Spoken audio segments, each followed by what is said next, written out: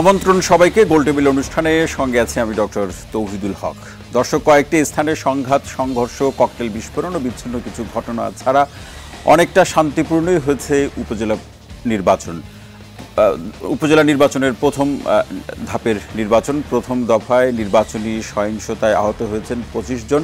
নির্বাচনে 30 থেকে 40% ভোটার তথ্য জানিয়ে প্রধান নির্বাচন কমিশনার বলেছেন, ভোটার আরও হলে ভালো হতো। এদিকে নির্বাচনের সুষ্ঠু পরিবেশ নেই অভিযোগ তুলে জাতীয় নির্বাচনের মতো উপজেলা নির্বাচনও বর্জন করেছে বিএনপি। ভোটে অংশ নেয়া নেতাকর্মীদেরও বহিষ্কার করেছে দলটি। বিএনপির দাবি, উপজেলা নির্বাচন বর্জন করেছে জনগণও।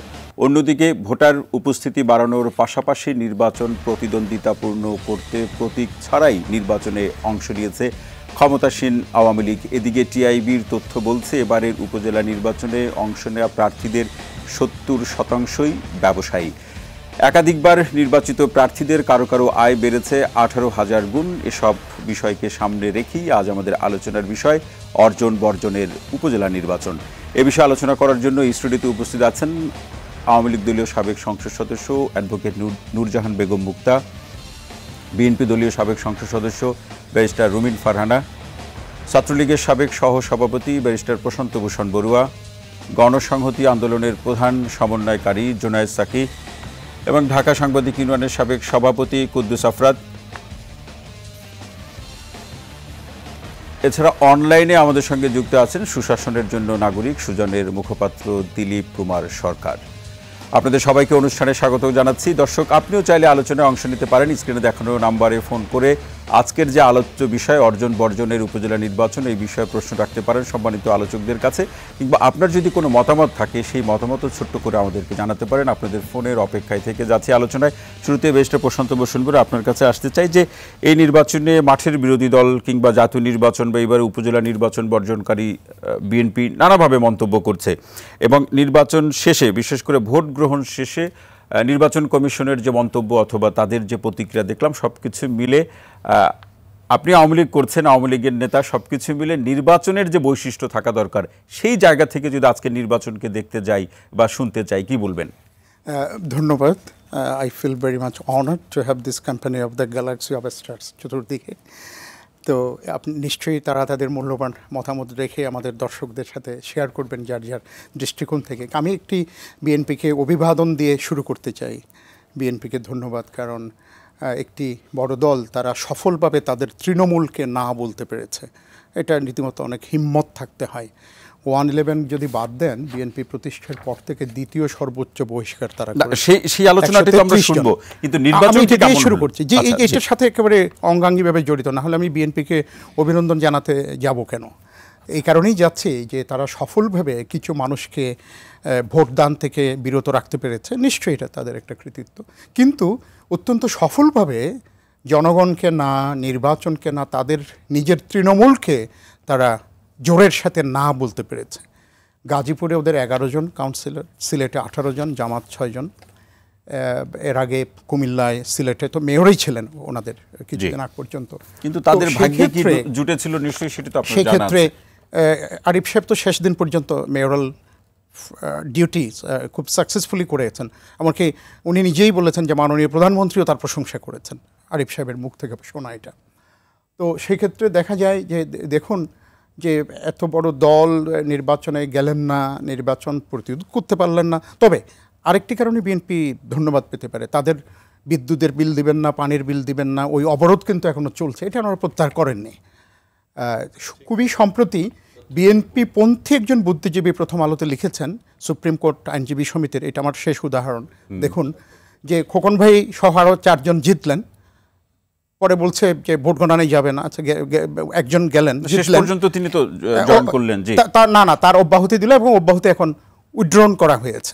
তো এই জন্য বিএনপি পন্থী একজন প্রথম আলোতে লিখেছেন যে যেই দল নিজেদের নির্বাচনী বাস্তবতাও বুঝে না, তারা মানুষকে স্বপ্ন দেখাবে, এটি বড় একটি প্রশ্নবোধক। কিন্তু এখানে বিএনপির একটি বড় প্রশ্ন, কোন বাস্তবতা? আপনি যেহেতু বলছেন যে বাস্তবতা বুঝতে পারছেন না, আবার তারা বলছে কোন বাস্তবতা নির্বাচনে যাবে।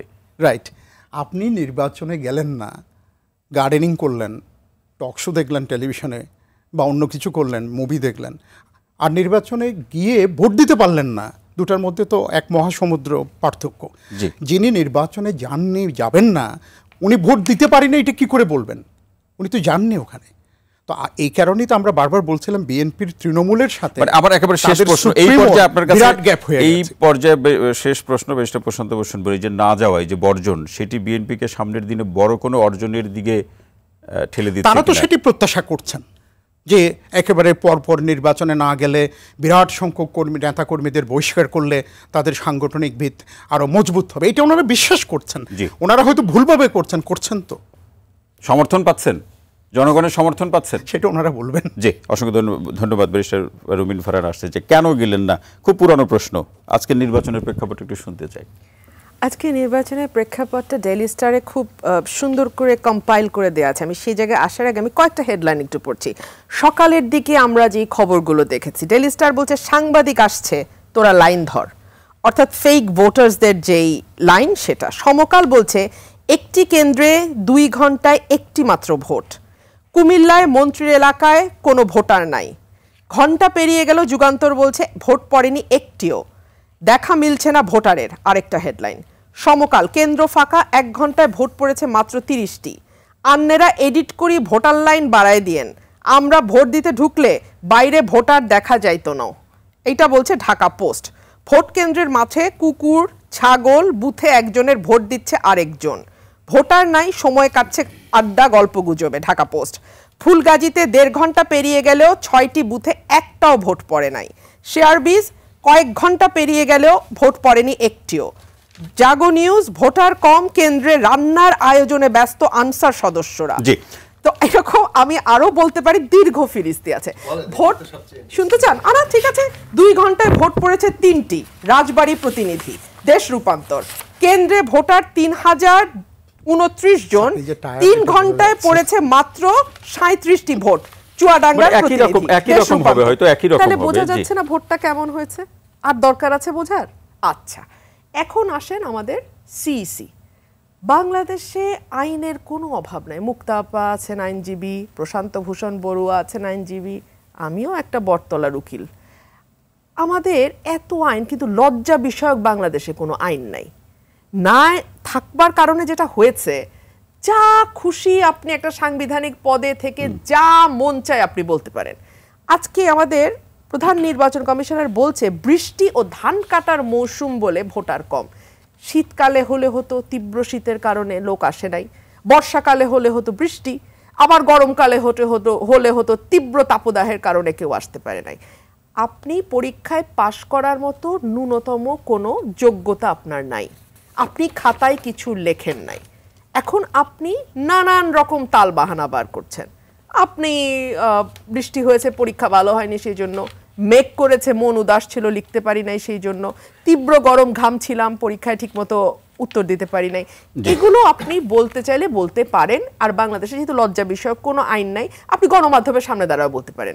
যেখানে 5% ভোটও পড়েছে কিনা সন্দেহ, সেখানে উনি অবলীলায় বলছেন 30 থেকে 40, বিকজ উনি জানেন যে এই কথাগুলো বলে উনি পার পাবেন। এই আমাদের মতন 2-1জন অগাবগা হয়তো টকশো টেবিলে দাঁড়ায় 2-একটা কথাবার্তা বলবে, দ্যাটস ইট। কিন্তু আবার এই আলোচনাটা আছে বিএনপি নির্বাচনে থাকলে পরিস্থিতি এমন হতো না, বিশেষ করে প্রতিযোগিতা বা প্রতিদ্বন্দ্বিতার প্রশ্নে। নির্বাচন হলে তো নিশ্চয়ই বিএনপি যাবে। এটা কি নির্বাচন? এই যে এইটুকু সময়ের মধ্যে যেখানে কোনো ভোটার নাই, যেখানে আওয়ামী লীগ বনাম আওয়ামী লীগ, সেখানেও আমরা দেখতে পাচ্ছি যে আওয়ামী লীগের ব্যালট বক্স স্টাফিং, আমরা দেখতে পাচ্ছি প্রিজাইডিং অফিসার নিজে গিয়ে সিল মারছে, আমরা দেখতে পাচ্ছি গোপন কক্ষে মোবাইল ফোন নিয়ে গিয়ে ছাত্রলীগ নেতা ছবি তুলে সেটা ফেসবুকে আপলোড করছে। বিভিন্ন রকম অনিয়ম আমরা দেখতে পাচ্ছি। পোলিং এজেন্ট তারা বিভিন্ন বুথে ঢুকে ঢুকে ঢুকে ঢুকে তার নিজের প্রার্থীদের ইয়েতে ইচ্ছা মতো সিল মারছে। 400 না 500টা আপনার মুড়ি সহ ব্যালট মানে উইদাউট সাইন ব্যালট পাওয়া গেছে। তো এটা তো একটা খেলাধুলার মতো হয়ে গেছে। এরকম সকল জায়গায় তো নিশ্চয়ই হয়নি, যে বিচ্ছিন্ন ঘটনা হিসেবেই তাকে দেখা হচ্ছে নির্বাচন কমিশনের পক্ষ থেকে, তাদের বক্তব্য। এটা হচ্ছে আওয়ামী লীগের যুক্তি, বিচ্ছিন্ন ঘটনা। কিন্তু আপনি কি সত্যি আশা করেন যে যতগুলো কেন্দ্র আছে, যতগুলো বুথ আছে, তার প্রত্যেকটিতে ঘুরে ঘুরে ঘুরে ঘুরে হবে? আমি কুমিল্লার একজনের ভিডিও দেখছিলাম, যিনি চেয়ারম্যান পদে আছেন আওয়ামী লীগ থেকে। উনি বলছিলেন যে আমার দুঃখ লাগে এই দলটা আমি করেছিলাম। আজকে বিশ্ববাসী দেখুন, উনি ওনার ভাঙা ভাঙা ইংরেজি, ভুলভাল ইংরেজি, যেভাবে হোক উনি কমিউনিকেট করার চেষ্টা করছিলেন আমার ধারণা ইন্টারন্যাশনাল কমিউনিটির সাথে, যে এখানে কোনো ভোট হচ্ছে না, আপনারা দেখেন সব খালি। এবং বলেছিল যে একজন মন্ত্রীর নাম ধরে বলেছিল যিনি কুমিল্লার, যে উনি আশ্বস্ত করেছিলেন যে আমরা সুষ্ঠুভাবে নির্বাচন করতে পারবো, বলে আমরা কি পেলাম, আমরা একটা ঘোড়ার ডিম পেলাম। ঘোড়ার ডিম। জি, ব্যারিস্টার রুবিন ফারহানা, অসংখ্য ধন্যবাদ। অ্যাডভোকেট নূরজাহান বেগম মুক্তা আপা আসতে চাই, এভাবে প্রশ্নটি রাখছি যে নির্বাচন কমিশন কি সরকারের পক্ষে কথা বলছে, পক্ষ হয়ে কথা বলছে, বা সরকারের কথাই কি নির্বাচন কমিশন বলছে? ধন্যবাদ আপনাকে, ধন্যবাদ এখানে বিশিষ্ট আলোচকবৃন্দ এবং আরটিভির দর্শক যারা, তারা এতক্ষণ আমি শুনছিলাম, রুমিনের বক্তব্য শুনছিলাম। তো আমি প্রথমে একটা কথা বলতে চাই, সেটা হলো যে দেখুন, একটা নির্বাচন আজকে হয়ে গেল, উপজেলা নির্বাচনের চতুর্থ দফার মধ্যে প্রথম দফাটা আজকে হয়ে গেল এবং শান্তিপূর্ণভাবে নির্বাচনটি হয়েছে। আর নির্বাচনের পূর্বে নিন্দুকেরা যেভাবে বলাবলি করছিল যে এই নির্বাচনে খুনোখুনি, মারামারি, পিটাপিটি, রক্তারক্তি হবে, হ্যাঁ, তাদের সে আশায় গুড়ে বালের ছাই দিয়ে হ্যাঁ একটা শান্তিপূর্ণ নির্বাচন হয়েছে। হ্যাঁ, কিছু যে বিচ্ছিন্ন ঘটনা ঘটেনি তা নয়, ঘটেছে, কিন্তু ওনাদের যে মনের আশা ছিল একান্ত যে একটা মারামারি খুনাখুনি হবে, সেরকম কিন্তু কিছু হয়নি। সেদিক দিয়ে আমি মনে করি নির্বাচন কমিশন সফল। সেক্ষেত্রে কারণটা তেমন হতে পারে যেটি রুমিন ফারহানা আপা বললেন, যে আওয়ামী লীগ নিয়ন্ত্রিত বা ডামি নির্বাচন, নিজেরা নির্বাচন। দেখুন, ডামি আপনি কাকে বলেন? এই যে ডামি, হোয়াট ইজ, মানে what is the meaning of dummy? এই যে ডামি শব্দটা ওনারা শুরু করলো কবে থেকে? এই বিগত যে জাতীয় সংসদ নির্বাচন হলো 7 জানুয়ারি, তার থেকে সেই নির্বাচন নাকি ডামি নির্বাচন ছিল, আবার এখন উপজেলাকে ডামি নির্বাচন বলছে। কিন্তু শব্দটা কিন্তু আওয়ামী লীগ থেকে উৎপত্তি। বলা হয়েছে যে ডামি ক্যান্ডিডেট রাখা হবে। ডামি ক্যান্ডিডেট একজনও ছিল না বিগত 7 জানুয়ারি নির্বাচনে।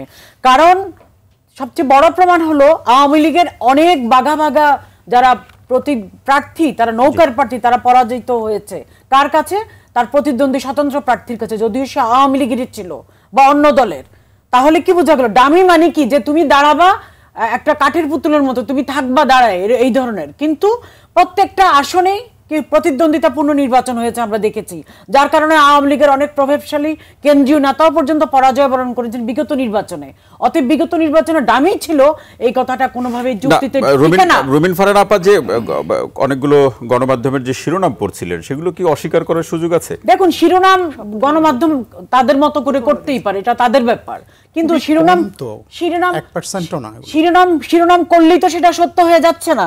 আমি আপনাকে যে কথাটা বলতেছি যে আজকে 30 থেকে 40% ভোট কাস্টিং হয়েছে। এখন গণতন্ত্র, নির্বাচন, গণতন্ত্র, এগুলো তো একটা একটার পরিপূরক। আপনি রাজনীতি করবেন, রাজনীতি করতে হলে আপনাকে নির্বাচনে আসতে হবে। আপনি জনগণের সেবা, রাজনীতিটা কেন করা হয়? জনগণের সেবা করার জন্য।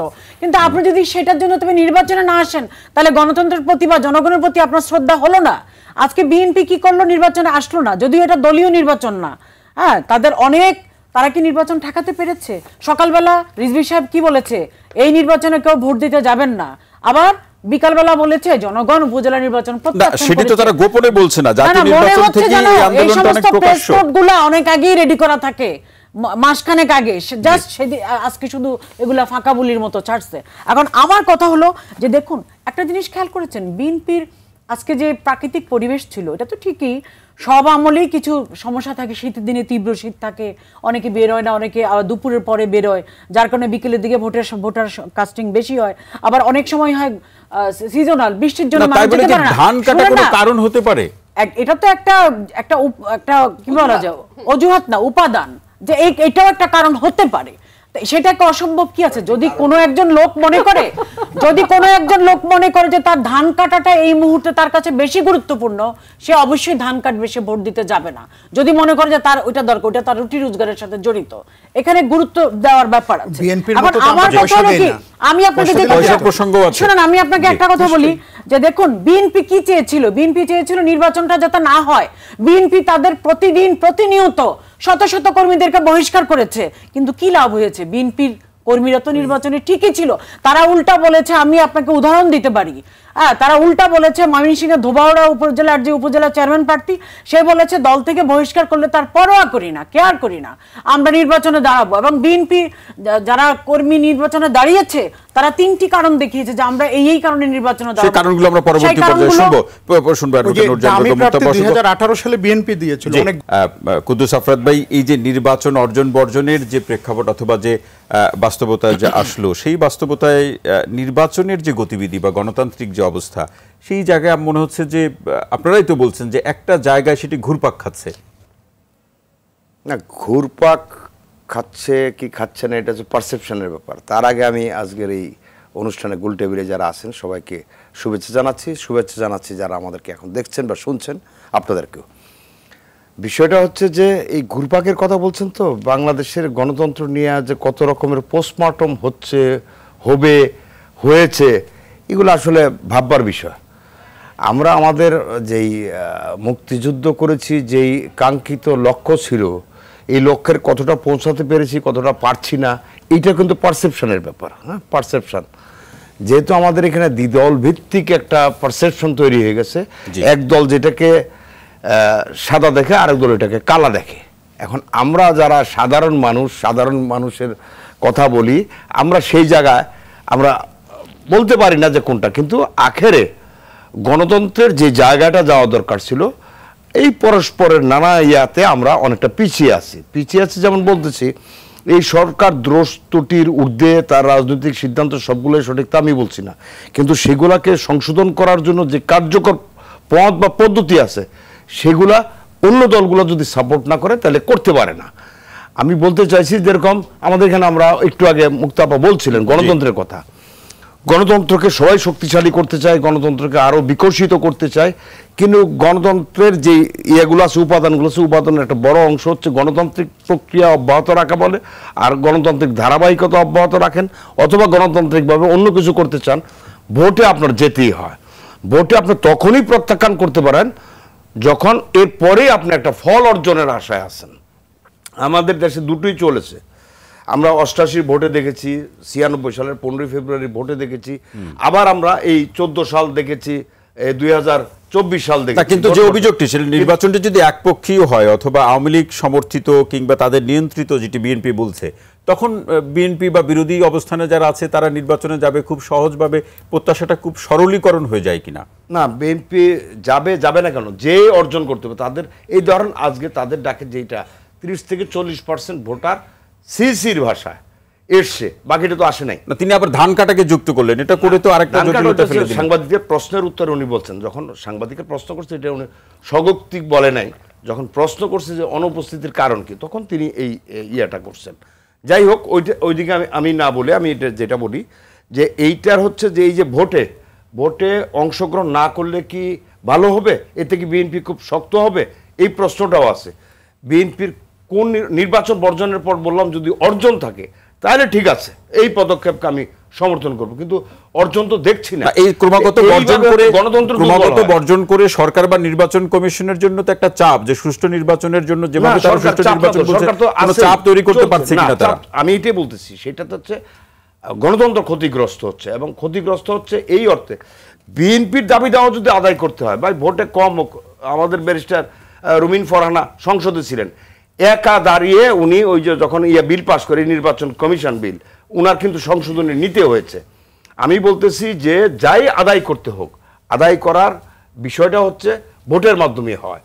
দলীয় বলেন, সামগ্রিক জাতির যদি কাঙ্ক্ষিত কোনো দিকে চেঞ্জ নীতি নির্ধারণ করতে হয়, ভোটের মাধ্যমে হয়। এখন ভোটে এই যে আপনি প্রশ্ন তুললেন যে আওয়ামী লীগ নিরঙ্কুশভাবে তার পদ্ধতি বা তার ব্যবস্থাপনা তার হাতে রেখে বিএনপি কি যাবে কিনা, না যাবে না, কিন্তু বিএনপি কি করবে সেটা বিএনপির ভাবতে হবে। অনাদিকাল তো এইভাবে চলতে পারে না, তাতে হচ্ছে গণতন্ত্র ক্ষতিগ্রস্ত হচ্ছে, দেশ ক্ষতিগ্রস্ত। এই আলোচনার সাথে তো আফরাদ ভাই এটাও যোগ করতে পারে, বিএনপির যেটা বক্তব্য যে বিএনপি যখনই নির্বাচনমুখী হতে চেয়েছে তখন হামলা মামলা এই ধরনের পরিস্থিতি বা অবস্থার মধ্যে তাদেরকে পড়তে হচ্ছে। সর্বশেষ উদাহরণ হিসেবে তারা 28 অক্টোবরের আন্দোলনের কথা তারা বলছেন, জাতীয় নির্বাচনের আগে, দ্বাদশ জাতীয় সংসদ 28 অক্টোবরের বিকেল পর্যন্ত তাদের সেন্টিমেন্ট আর বিকেলের পর সেন্টিমেন্ট এক না। আচ্ছা, দুই সময় দুই সেন্টিমেন্ট তৈরি হচ্ছে, সেটা তখন জয় জয় ভাব, মানে মারছে, এই করছে, পুরাচ্ছে, এটা জয় জয় ভাব। কিন্তু এরপরে যখন পুলিশ অ্যাকশন যায় তখন হচ্ছে অন্য ভাব। এগুলো তো এখন মানুষ বুঝে, ডিজিটাল যুগে সব দেখা যায়, জি। এগুলো বুঝে, এগুলা এই মেকি যুক্তি দিয়া, মেকি যুক্তি আওয়ামী লীগও দেয়, মেকি যুক্তি বিএনপিও দেয়, তো রিয়েল যুক্তি যেগুলো আছে সেই যুক্তিগুলো আবার মানুষ অ্যাকসেপ্ট করে, দুই পক্ষেরই যেগুলো রিয়েল যুক্তি, গ্রহণযোগ্য যুক্তি অ্যাকসেপ্ট করে। জুনায়েদ সাকিবের ছোট দলের নেতা হতে পারে, কিন্তু উনি যখন কিছু কথা বলেন ওই কথাগুলো একটা যুক্তিপূর্ণ, ভারসাম্যপূর্ণ, কিন্তু উনি যখন মানে ভারসাম্যহীন কথা বলেন তখন আবার এটা ধরেন না। অসংখ্য ধন্যবাদ। আমি যেটা বুঝাতে চাচ্ছি, আওয়ামী লীগ বলেন, বিএনপি বলেন, আমাদের দোহাই হচ্ছে এখনো এদেশের গণতন্ত্রটাকে আরো কিভাবে অসংখ্য ধন্যবাদ। সেই আলোচনাই করা দিলীপ কুমার সরকার নিশ্চয়ই শুনতে পাচ্ছেন আমাকে, যে আসলে আমরা এই যে ভোটারদের উপস্থিতি, সেক্ষেত্রে নির্বাচন কমিশনের যে বক্তব্য কিংবা ধান কাটার কাজ থাকতে পারে, বা নির্বাচন বা ভোট বিমুখতা সেটিও একটা কারণ থাকতে পারে। সবকিছু মিলে এই যে উপজেলা নির্বাচনটি আজকে হলো 139টি জায়গায়, সেই ক্ষেত্রে ভোটারদের উপস্থিতির এই যে 30 থেকে 40% উপস্থিতি, এর কারণ হিসেবে আপনারা কি ভাবছেন বা আপনার ভাবনা কি? ধন্যবাদ। আমি পুরো বিষয়টা নিয়ে যে আলোচনা হচ্ছিল সেভাবেই একটু বলতে চাই। আমরা মনে করি যে আসলে আমাদের রাষ্ট্র পরিচালনার মূল দলিল সংবিধানে বলা আছে যে প্রজাতন্ত্রের সকল ক্ষমতার মালিক জনগণ, কিন্তু জনগণ সরাসরি রাষ্ট্র পরিচালনা প্রক্রিয়া বা সেবামূলক প্রতিষ্ঠানগুলো পরিচালনা প্রক্রিয়ার সাথে সরাসরি জড়িত থাকেন না। তারা তাদের প্রতিনিধির মাধ্যমে এই কাজটি করে থাকেন। আর প্রতিনিধি বাছাইয়ের প্রক্রিয়াটাই হচ্ছে এই নির্বাচন। এবং তারা যে প্রতিনিধি বাছাই করবে তাদের সামনে যথেষ্ট বিকল্প থাকতে হবে, যার মধ্য থেকে তারা প্রতিনিধি বাছাই করে নেবে। এই নির্বাচনে, যে নির্বাচনটা হলো, সেই নির্বাচনে আসলে কি হলো? এই নির্বাচনে আইনগতভাবে এই নির্বাচনটা হলো রাজনৈতিক দলভিত্তিক নির্বাচন, কিন্তু আওয়ামী লীগ আগে থেকেই ধারণা করেছিল যেহেতু দ্বাদশ জাতীয় সংসদ নির্বাচন জি, আমরা শুনছি, আপনি বলুন। আওয়ামী লীগ, বাংলাদেশ জাতীয়তাবাদী দল সহ তার মিত্ররা তারা বর্জন করেছে, অতএব এই নির্বাচনে তারা আসবে না। এটা ধরে নিয়েই কিন্তু আওয়ামী লীগ এই নির্বাচনটা একটা নির্দলীয় অবয়ব দিয়েছে। কারণটা কি?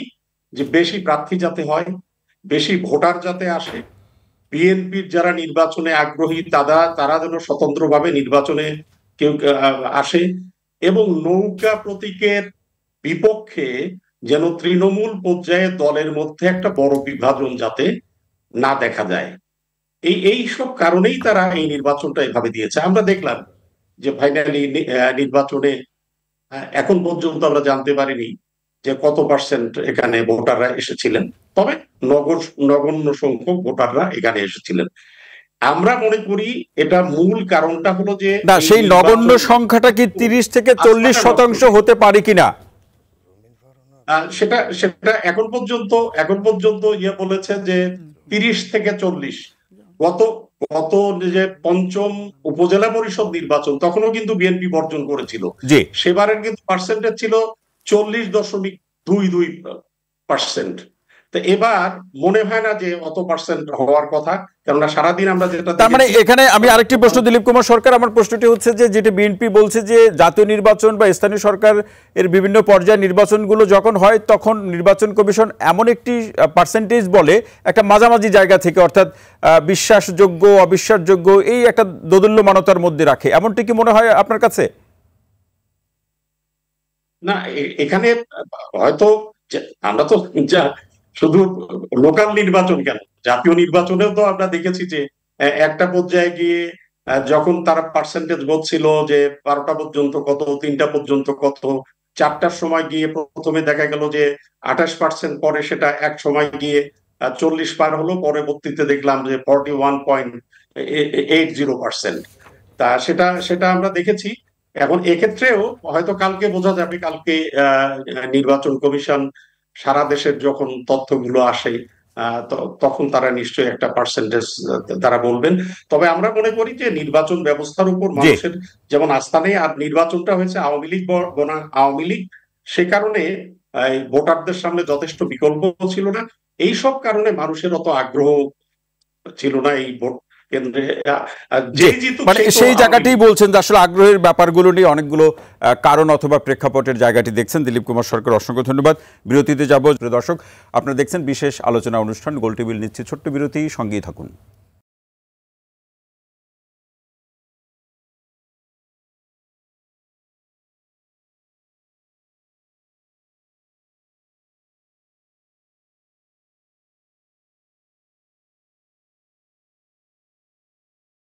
দর্শক বিরতির পর আবারও স্বাগত গোল টেবিল অনুষ্ঠানে। সঙ্গে আছে ডক্টর তৌহিদুল হক। আজকে যে বিষয়টি নিয়ে আলোচনা, অর্জন বর্জনের উপজেলা নির্বাচন।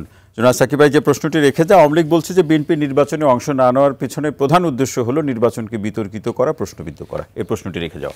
ধন্যবাদ আপনাকে। আমি আমার সব সহালোচক সহ যারা দেখছেন সবাইকে সালাম এবং শুভেচ্ছা জানাচ্ছি। আওয়ামী লীগের এখন একটা বেশ মুনশিয়ানা পারদর্শিতা তৈরি হয়েছে। যা কিছু তাদের বিরুদ্ধে অভিযোগ, ওইটা আগেভাগেই বিরোধী দলের বিরুদ্ধে অভিযোগটা রেখে দেওয়া, যাতে করে এটাকে বলে প্রিএমটিভ অ্যাটাক।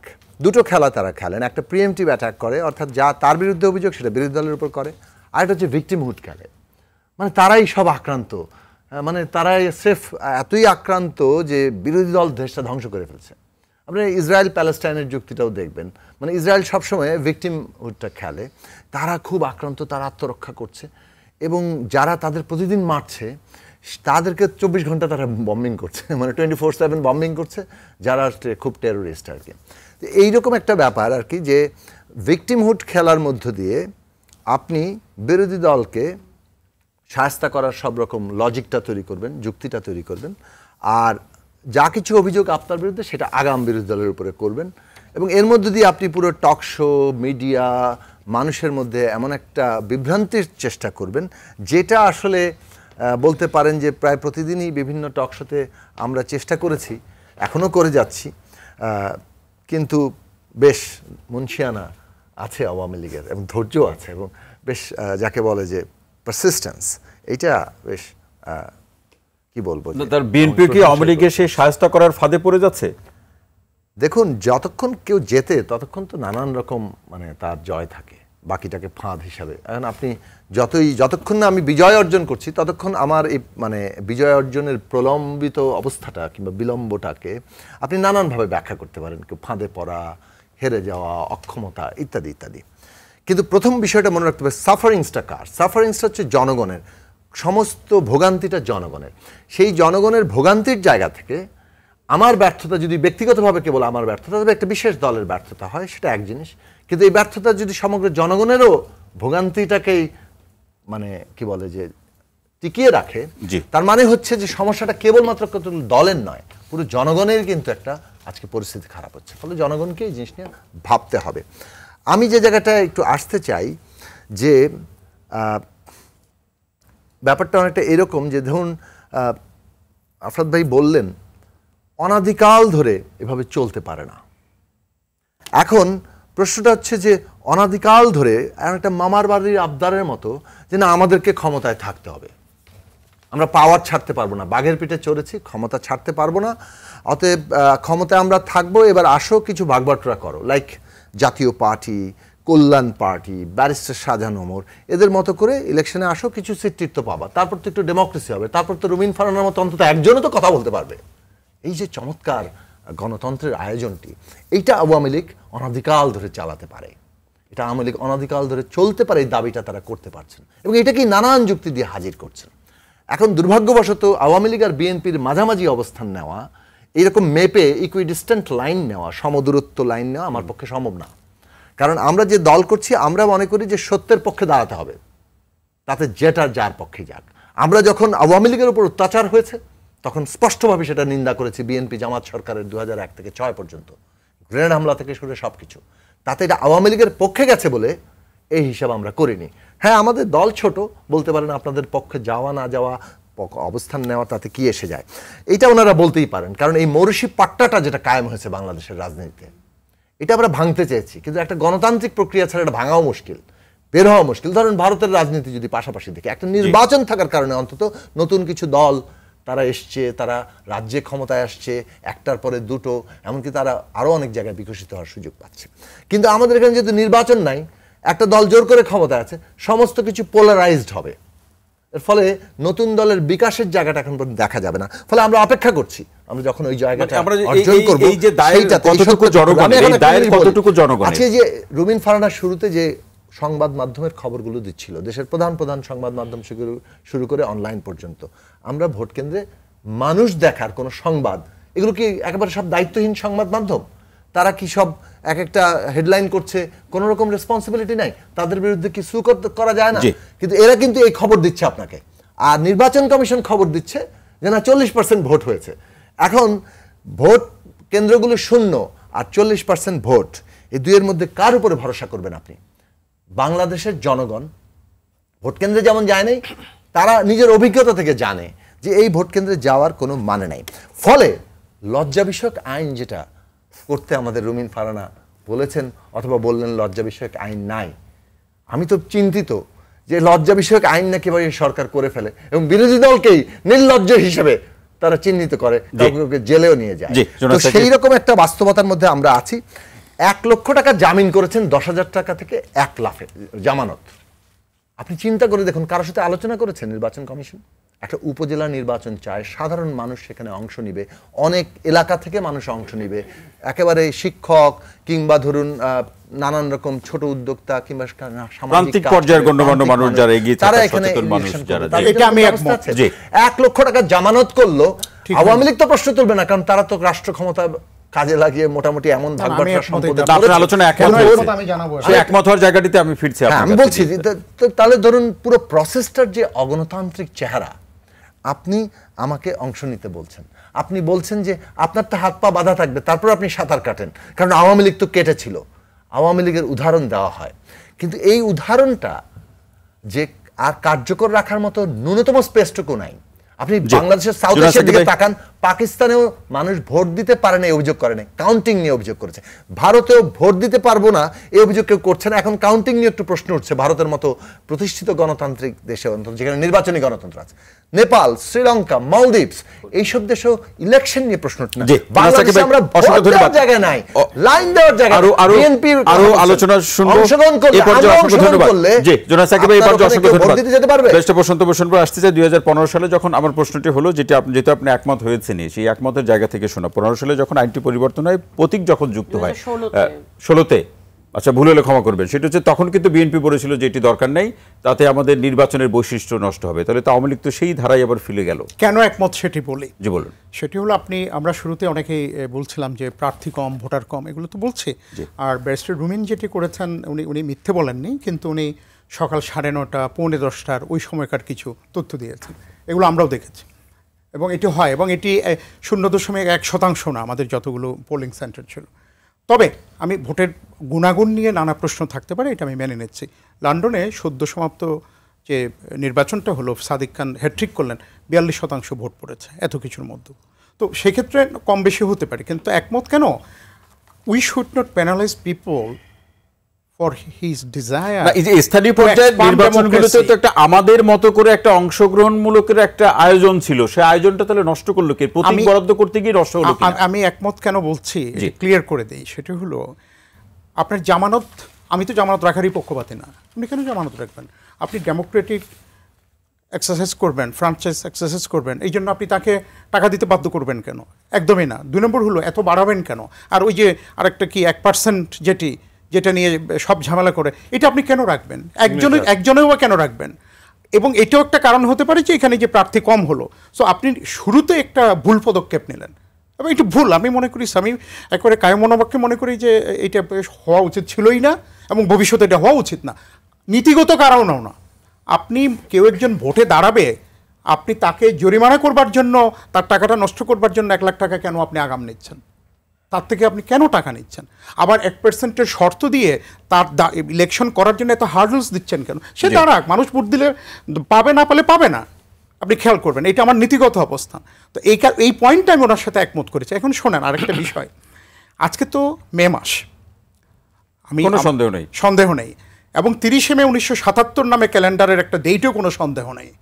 যেই দিন বগুড়ার আজিজ মাস্টার ভোটের ডিউটি পালন করে 75 টাকা পেয়েছে, কি করবে এটা ভাবতে পারছিল, কি করবে টাকা দিয়ে? বলছে এই হারামের টাকা তো আমি ছেলে মেয়েদের খাওয়াইতে পারবো না, ফকির মিসকিনকে দিয়ে দিই। আবার নিজে নিজে বলছে ফকির মিসকিনও মানুষ, জিয়ার এই হারাম গণভোটের টাকা আমি ফকির মিসকিনকেও খাওয়াবো, সিদ্ধান্ত নিতে পারলেন। আনিসুল হকের আয়েশা মঙ্গল বইটাতে আপনি এটাগুলো টাকাটা কি করলেন, সেটা কি করলেন এটা আমরা জানতে পারিনি। সুতরাং আজকে যে যারা একেবারে সব ধোয়াই তুলসী পাতা বা যেগুলো বলছে, আজকে আওয়ামী লীগকে বলছে যে Awami League is responsible for everything. ওই যে বলি কন্যা দায়গ্রস্ত পিতা। আমার কথা ক্ষমতায় যে থাকে তাকে তো দায় নিতে হবে। না দায় শোনেন, যেই দায় বিএনপি ৭৭ সালের 30শে মে করেছে, লজ্জা বিষয়ক আইন তো ওই দিনেই বাংলাদেশে অটোমেটিক্যালি হয়ে গেছে। লজ্জা বিষয়ক আইন আজকে লাগবে কেন? ৭৭-এর 30শে মে যান, যেখানে 98 ভোট পড়েছে এবং কথিত আছে ওনার খুব মন খারাপ, কালো চশমা পরে বসে আছে, এক অ্যাডভাইজার বলল আর একটু বাড়িয়ে দিই, সিএমএল এর প্রতি আস্থা কম হয়ে গেছে, আর একটু বাড়িয়ে দিই। আপনারা পাল্লা দিয়ে করছেন, আওয়ামী লীগ পাল্লা দিয়ে করছে। লজ্জা বিষয়ক আইন তো ৭৭ সালেই ছিল, আমি ধরে নিতে পারি। দেখেন আজকে বিএনপির যে লেগাসি, কেন আমি বিশ্বাস করি এটা বলি, নির্বাচনটি দুটি চাকা, সামনের চাকা সরকারি হলে পেছনের চাকা বিএনপির বা বিরোধী দলের। তো বিএনপি তো পেছনের চাকাটা চুরি করে নিয়ে চলে গেছে। আমরা যে গায়ে গতরে খেটে সামনের চাকাকে আগানোর জন্য চেষ্টা করছি, এই জন্য আপনাকে আমাকে ধন্যবাদ। জি, অসংখ্য ধন্যবাদ ব্যারিস্টার রুবিন ফারহানা। কি বলবেন?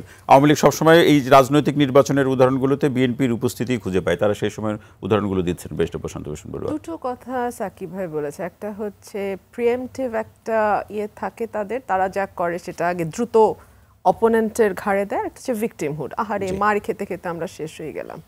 এর বাইরে আরেকটা জিনিসও করে, যখন দেখে কন্টেম্পোরারি ইস্যু নিয়ে তাদের বলার কিছু নাই, শেষ লজ্জাটুকু ঢাকবার মতন আবরণও নাই, ম্যাক্সিমামই অবশ্য লজ্জার পরোয়া করে না, যারা একটু একটু করে তারা অতীতে আশ্রয় নেওয়ার চেষ্টা করে। আয়েশা মঙ্গল কি উপন্যাস নাকি? ভাই আমি পড়ি নাই, আমার জানা নাই এটা কি উপন্যাস, মানে প্রেমের উপন্যাস, আমি জানি না। আনিসুল হক লিখেছেন। আনিসুল হক উনি একজন লেখক না, অফকোর্স না, নিশ্চয়ই, কিন্তু উনি কোরআন বা বাইবেল বা ত্রিপিটক বা গীতার মতন একেবারে যা লিখবেন বেদ বাক্য, এটা আসলে কোথায় পেলাম? এক, দুই হলো এটা যদি উপন্যাস হয়ে থাকে, এটা ওনার নিজস্ব কাল্পনিক চরিত্র, কাল্পনিক ডায়ালগ, এটা আপনি ইতিহাসের বয়ান হিসেবে আলোচনায় আনেন কি করে, এই প্রশ্ন আমি রেখে যাচ্ছি। একটা কাল্পনিক উপন্যাসের কাল্পনিক চরিত্রের কাল্পনিক ডায়ালগ আপনি একটা টকশোর টেবিলে যুক্তি হিসেবে আনেন কিভাবে? ঠিক যেমন আমরা এমন একটা বিষয় নিয়ে আলাপ করছি যে জিনিসটা বাংলাদেশে এক্সিস্ট করে না, নির্বাচন কিন্তু বাংলাদেশে এক্সিস্ট করে না, কিন্তু দেখেন আমরা 6 জন মিলে খুব আলাপ করতেছি নির্বাচন নিয়ে। ফানি না বিষয়টা? ওনার উদাহরণটা ওরকম ফানি, যে একটা উপন্যাস নিয়ে আপনি আলাপ করতেছেন, এটার যুক্তি হিসাবে আনতেছেন, কতটা দেউলিয়া অবস্থা আপনার। আচ্ছা ভাই, আমি তো উপন্যাস অত পড়ি না, বুঝিও না, লেখাপড়াও খুব বেশি নাই আমার, তবে কিনা আমার পরিবারে একটা ট্র্যাজেডি আছে, 1973 সালের ট্র্যাজেডি। বিসমিল্লাহ যখন শুরু করছেন, পুরা আদিম বিসমিল্লাতে যান ভাই। মুক্তিযুদ্ধের চেতনার কথা দেখে আফরাদ ভাই বলতেছে কি তাজ্জবের কথা, মুক্তিযুদ্ধের চেতনার কিছু অবশিষ্ট আছে নাকি? আচ্ছা যাক, চেতনা বিনাশ হলো কবে থেকে চলেন দেখি। 73 সালে আমার বাবা ব্রাউনবাড়িয়া থেকে বেসরকারিভাবে ইন্ডিপেন্ডেন্ট ক্যান্ডিডেট জয়ী ঘোষিত হয়, পরের দিন সেখান থেকে তাহেরউদ্দিন ঠাকুরকে বিজয়ী ঘোষণা করা, এবং আমার বাবাকে খোদ তৎকালীন প্রধানমন্ত্রী ফোন দিয়ে বলে কি হলি আহাত, জিতলা না আমারে ছাড়া। সেই দুঃখ ওনার কবর পর্যন্ত ছিল, মৃত্যু পর্যন্ত ছিল। আমার রাজনীতিতে আসার পিছনে এই কষ্টটা, আমার পারিবারিক এই কষ্টটাও একটা বড় কারণ। এবং সেইখান থেকে যে তাহেরউদ্দিনকে জেতানো হয় 15 আগস্টের সঙ্গে তিনি সরাসরি যুক্ত। ভুলে গেছেন মোশতাককে কিভাবে জেতানো হয়েছে? ভুলে গেছেন যে ওই সময় ডাকসুর নির্বাচন কিভাবে হয়েছে? আমরা এখন 2024 পরিস্থিতি আপনারা কিভাবে মোকাবেলা করবেন? এখন যে নির্বাচন বা রাজনীতিতে পরিস্থিতি, নির্বাচন আপনি দেখছেন কই কোনো নির্বাচন হচ্ছে না। এটাকে আমি উদাহরণ দিই, একটা কেক, কিছু ভুভুক্ষ মানুষ, ক্ষুধার্ত ভুভুক্ষ মানুষ এবং অত্যন্ত লোভী মানুষ, যারা ওই কেকটাকে খাবলা দিয়ে যে যার মতো করে নিয়ে ছিঁড়ে খেতে চাচ্ছে, এই একটা প্রতিযোগিতা হচ্ছে। এখন আমরা সেই কামড়াকামড়িতে অংশ নিচ্ছি না কেন, এই প্রশ্ন থাকতে পারে। দেখুন, আমার ভাইয়ের ভারতের কথা বলছিলেন, ভারতে ইলেকশন স্ট্র্যাটেজিস্ট নিয়ে এখন আলাপ হয়। প্রশান্ত কিশোরকে আপনি হায়ার করবেন নাকি আপনি সুনীল কানুগনুকে হায়ার করবেন? কাকে হায়ার করলে স্ট্র্যাটেজিস্ট হিসেবে সে আপনার জন্য বেটার কাজ করবে? স্ট্র্যাটেজিস্ট আপনার দরকার হয় কেন? কারণ আপনি জানেন দিন শেষে ওই 140 কোটি মানুষের দেশে যদি আপনি ভোট পান, আপনি ক্ষমতায় যাইতে পারবেন, যদি ভোট না হয় আপনি যাইতে পারবেন না। আপনি দক্ষিণ এশিয়া একটা দেশ দেখান তো বাংলাদেশ ছাড়া, যেটা 9-6 ভাবে ভোট হয়েছে। এই যে পাকিস্তান নিয়ে আমরা খুব হাসি, আমাদের খুব মজা লাগে। এই পাকিস্তানে যখন ইমরান খান কারাগারে, ইমরান খানের দল ডিসম্যান্টল করার সব রকম করা হয়েছে, তখনও উপনির্বাচনগুলাতে ইমরান খানের পার্টির যারা কন্টেস্টেন্ট ছিল তারা জিতে আসছে, জি। 37টার মধ্যে সম্ভবত 30টাতে তারা জিতছে। তো সেই রকম একটা নির্বাচনও তো আমরা করতে পারতেছি না। মানে নির্বাচন হচ্ছে কোথায়, যেখানে অংশ নিব না, নির্বাচন এই আলাপ কোথায় হচ্ছে সেই কোথায়? প্রশ্নটি আপনার আসলে মৌলিক প্রশ্ন। বেশা রবিন ফারহান, অসংখ্য ধন্যবাদ। অ্যাডভোকেট নূরজাহান বেগম মুক্তা আপা আসতে চাই। আসলে এই আলোচনায় আপনার কিছু বক্তব্য থাকলে সেটি তো শুনতে চাইবো। পাশাপাশি আমার প্রশ্নটি হলো যে আওয়ামী লীগকে স্বজনের সংজ্ঞা আবার পরিবর্তন করতে হলো কেন? ধন্যবাদ আপনাকে। আবারও দেখুন, আমার কাছে এখন মনে হচ্ছে ধান ভানতে এসে শিবের গীত গাওয়া শুরু হয়ে গেছে। হ্যাঁ, আমরা কোন প্রসঙ্গে ছিলাম, কোন প্রসঙ্গে চলে গিয়েছি। এখন উনি পাকিস্তানের প্রসঙ্গ এনেছে। এই প্রসঙ্গে আমি একটু বলতে চাই, কিছুদিন আগে মির্জা ফখরুল সাহেব বলেছিল আমরা পাকিস্তান আমলেই ভালো ছিলাম। হ্যাঁ, অথচ পাকিস্তানের প্রধানমন্ত্রী কয়দিন আগে বললেন শাহবাজ শরীফ যে বাংলাদেশ যেভাবে এগিয়ে গিয়েছে সেটা আমাদের জন্য লজ্জার। এর আগে যিনি প্রধানমন্ত্রী ছিলেন ইমরান খান, তিনিও বলেছেন বাংলাদেশ যেভাবে অর্থনৈতিকভাবে সামাজিক সূচকে এগিয়ে গিয়েছে তা আমাদেরকে চমৎকৃত করে। কিন্তু কথাটা কেন বললাম, পাকিস্তানের কথা বলেছে, অথচ বিএনপির নেতারা কিন্তু এখনো সেই পাকিস্তান নিয়েই পড়ে আছে। অথচ খোদ পাকিস্তান বাংলাদেশের উন্নয়নের প্রশংসা করে, কিন্তু বিএনপির চোখে সেই উন্নয়ন ধরা পড়ে না। এটা বললাম এক। দ্বিতীয়ত, আমি আপনাকে বলেছিলাম বিএনপি তৃণমূল কেন নির্বাচনে যেতে চায় এবং গিয়েছে। বিএনপি তৃণমূল প্রথমত মনে করে যেহেতু এই নির্বাচনে কোনো আওয়ামী লীগের দলীয় প্রতীক নেই, তাদের জন্য নির্বাচনে জেতাটা অনেকটা সহজ হবে, এক। দ্বিতীয়ত, তারা মনে করে যে বিএনপি তৃণমূল হয়তো মনে করে যে জনগণের প্রতি তাদের একটা দায়বদ্ধতা আছে, সেটা থেকে তারা নির্বাচনে দাঁড়াবে। তৃতীয়ত, তারা মনে করে যে বিএনপির যে সাংগঠনিক বিশৃঙ্খলা, এটাকে ভালো করার জন্য হলেও তাদের নির্বাচনে যাওয়া প্রয়োজন। যার প্রমাণ হলো বিগত সিটি কর্পোরেশন নির্বাচনগুলোতে আপনি দেখেছেন 66 জন কাউন্সিলর পদে দাঁড়িয়েছেন এবং উল্লেখযোগ্য সংখ্যক পাশ করেছেন। হ্যাঁ, কিন্তু তাদেরকেও কিন্তু বহিষ্কার করা হয়েছিল এবং এইবারও কিন্তু বহিষ্কারের নাটক। মানে এটা মনে হয় যেন বিএনপির একটা বহিষ্কার করেছে, এর মধ্যে আবার নাটক কোথায়? নাটক মানে যে বহিষ্কার করলাম, দেখাচ্ছি সবাইকে যে আমরা বহিষ্কার করছি। কিন্তু আমি দায়িত্বহীন ভাষায় বলতে চাচ্ছি যে প্রত্যেকেই কিন্তু প্রত্যেকের, মির্জা ফখরুল সাহেব তার নিজের যে এলাকার উপজেলা যে প্রার্থী, সে তার ইঙ্গিত ছাড়া সেখানে দাঁড়ায় নাই। ডক্টর মহিন খান সাহেবের যে উপজেলা, সেখানেও তার যে প্রার্থী দাঁড়িয়েছে তার নিজের লোক। প্রত্যেকে কিন্তু প্রত্যেকের নিজের যার যার এলাকা কিন্তু গুছানোর জন্য তারা তলে তলে তৎপর এবং টম অ্যান্ড জেলির খেলার মতো এটা চলছে। তবে এটাও এই অর্থে বহিষ্কারকে নাটক বলছে। নাটক বলছে আরেকটা কথা, বিএনপির যারা প্রার্থী হয়েছে বা ইতিমধ্যে প্রথম দফায় অংশ নিয়েছে বা আরো যারা নিবে, তাদেরকে তো বহিষ্কার করাটা ইল্লিগ্যাল বিএনপির। কারণ এখানে তো কোনো ধানের শীষ প্রতীকে নির্বাচন হচ্ছে না, এখানে হচ্ছে নির্দলীয় প্রতীকে। অতএব এখানে যে কেউ নির্বাচন করতে পারে, এটা তো কোনো দলীয় নির্বাচন না। অতএব বিএনপি এখানে তাদের যে কর্মীদেরকে বহিষ্কার করছে, এটাও ইল্লিগ্যাল আমি মনে করি, এবং এটার কোনো যৌক্তিকতা নাই। না, বিএনপি তো দলীয়ভাবে নির্বাচনে যাবে না, সুতরাং যারা তার দলীয় আদেশ অমান্য করে যাবে, দলীয়ভাবে যাবে না, কিন্তু নির্বাচনটা তো দলীয় প্রতীকে হচ্ছে না। আর স্থানীয় সরকার নির্বাচন আমি বলি যে 2016 সালে দলীয় প্রতীকের চেয়ে বিএনপির বক্তব্য হলো এই সরকারের অধীনে তারা কোনো নির্বাচনে যাবে না। আচ্ছা তাই, ঠিক আছে, এই সরকারের অধীনে। আচ্ছা ঠিক আছে, শুনেন আমি একটা কথা বলি আপনাকে। বিএনপি 2009 সালে তত্ত্বাবধায়কের অধীনে নির্বাচনে গিয়েছিল। সেই নির্বাচনে বিএনপি 29টা আসন পেয়েছিল। সেই নির্বাচনে বলেছে তারা প্রশ্নবিদ্ধ করেছে, সেটা তত্ত্বাবধায়কের অধীনে ছিল। বিএনপি 2014 সালে নির্বাচনে যায়নি কেন? তত্ত্বাবধায়ক হয়নি বলে। 2018-তে গিয়েছে, তত্ত্বাবধায়ক ছিল না, তাও গিয়েছে। 2024-এ কি হয়েছে? তারা যায়নি তত্ত্বাবধায়কের দাবিতে। এখন এই যে একই দাবিতে বিএনপি দীর্ঘদিন যাবত একবার যাচ্ছে আর একবার যাচ্ছে না, তো বিএনপির কি নিজের কি কোনো মানে নিজেই কি জানে যে বিএনপি কি করছে না করছে? সেটা বিএনপি নিজেই তো বুঝতে পারছে না আমি মনে করি। তাহলে বিএনপি চালাচ্ছে কে? বিএনপি চালাচ্ছে, আল্লাহ চালাচ্ছে। আর কি বলবো, আল্লাহর ওয়াস্তে চলতেছে বিএনপি। ওই যে একটা কথা না, ঠেলাঠেলির ঘর খোদায় রক্ষা কর, ওই অবস্থা। কেন বলি, আপনি দেখেন, আপনি বিএনপির এখন কোনো চেইন অফ কমান্ড আছে? আপনি যে ওনাদের দুইজন যে শীর্ষ নেতা, দুইজনই সাজাপ্রাপ্ত, একজন পলাতক আর একজন অসুস্থ বয়োবৃদ্ধ। ওনাদের বড় বড় যে নেতারা আছে তাদের সাথে তাদের নিজেদেরই দ্বন্দ্ব। আওয়ামী লীগের আদর্শ তো তৃণমূল পর্যায়ে মানছে না, সেটা কি? না, আওয়ামী লীগের আদেশ, শুনুন এখানে একটা পার্থক্য আছে। একটা দল যখন এক নাগাড়ে অনেক বছর ক্ষমতায় থাকে, অনেক দাপে ক্ষমতায় থাকে, তখন সেই দলের মধ্যে কিন্তু অনেক প্রার্থীর সৃষ্টি হবে, স্বাভাবিক। এটা কিন্তু অস্বীকার করার কোনো উপায় নাই, অনেক সুবিধাভোগী সৃষ্টি হতে পারে। অতএব সেই জিনিসটা আপনাদের মাথায় রাখতে হবে, এবং সেইটাকে আমরা তো সেই জন্যই আমরা বলেছি যে আমরাও চাই বিএনপি নির্বাচনে আসুক। কিন্তু দিলেন না, স্বজনের সংজ্ঞা পরিবর্তন করার প্রয়োজন হলো কেন? স্বজনের সংজ্ঞা পরিবর্তন না, স্বজনের সংজ্ঞা দিয়েছে কি আমাদের মাননীয় প্রধানমন্ত্রী। উনি একবারই সেই সংজ্ঞা দিয়েছে।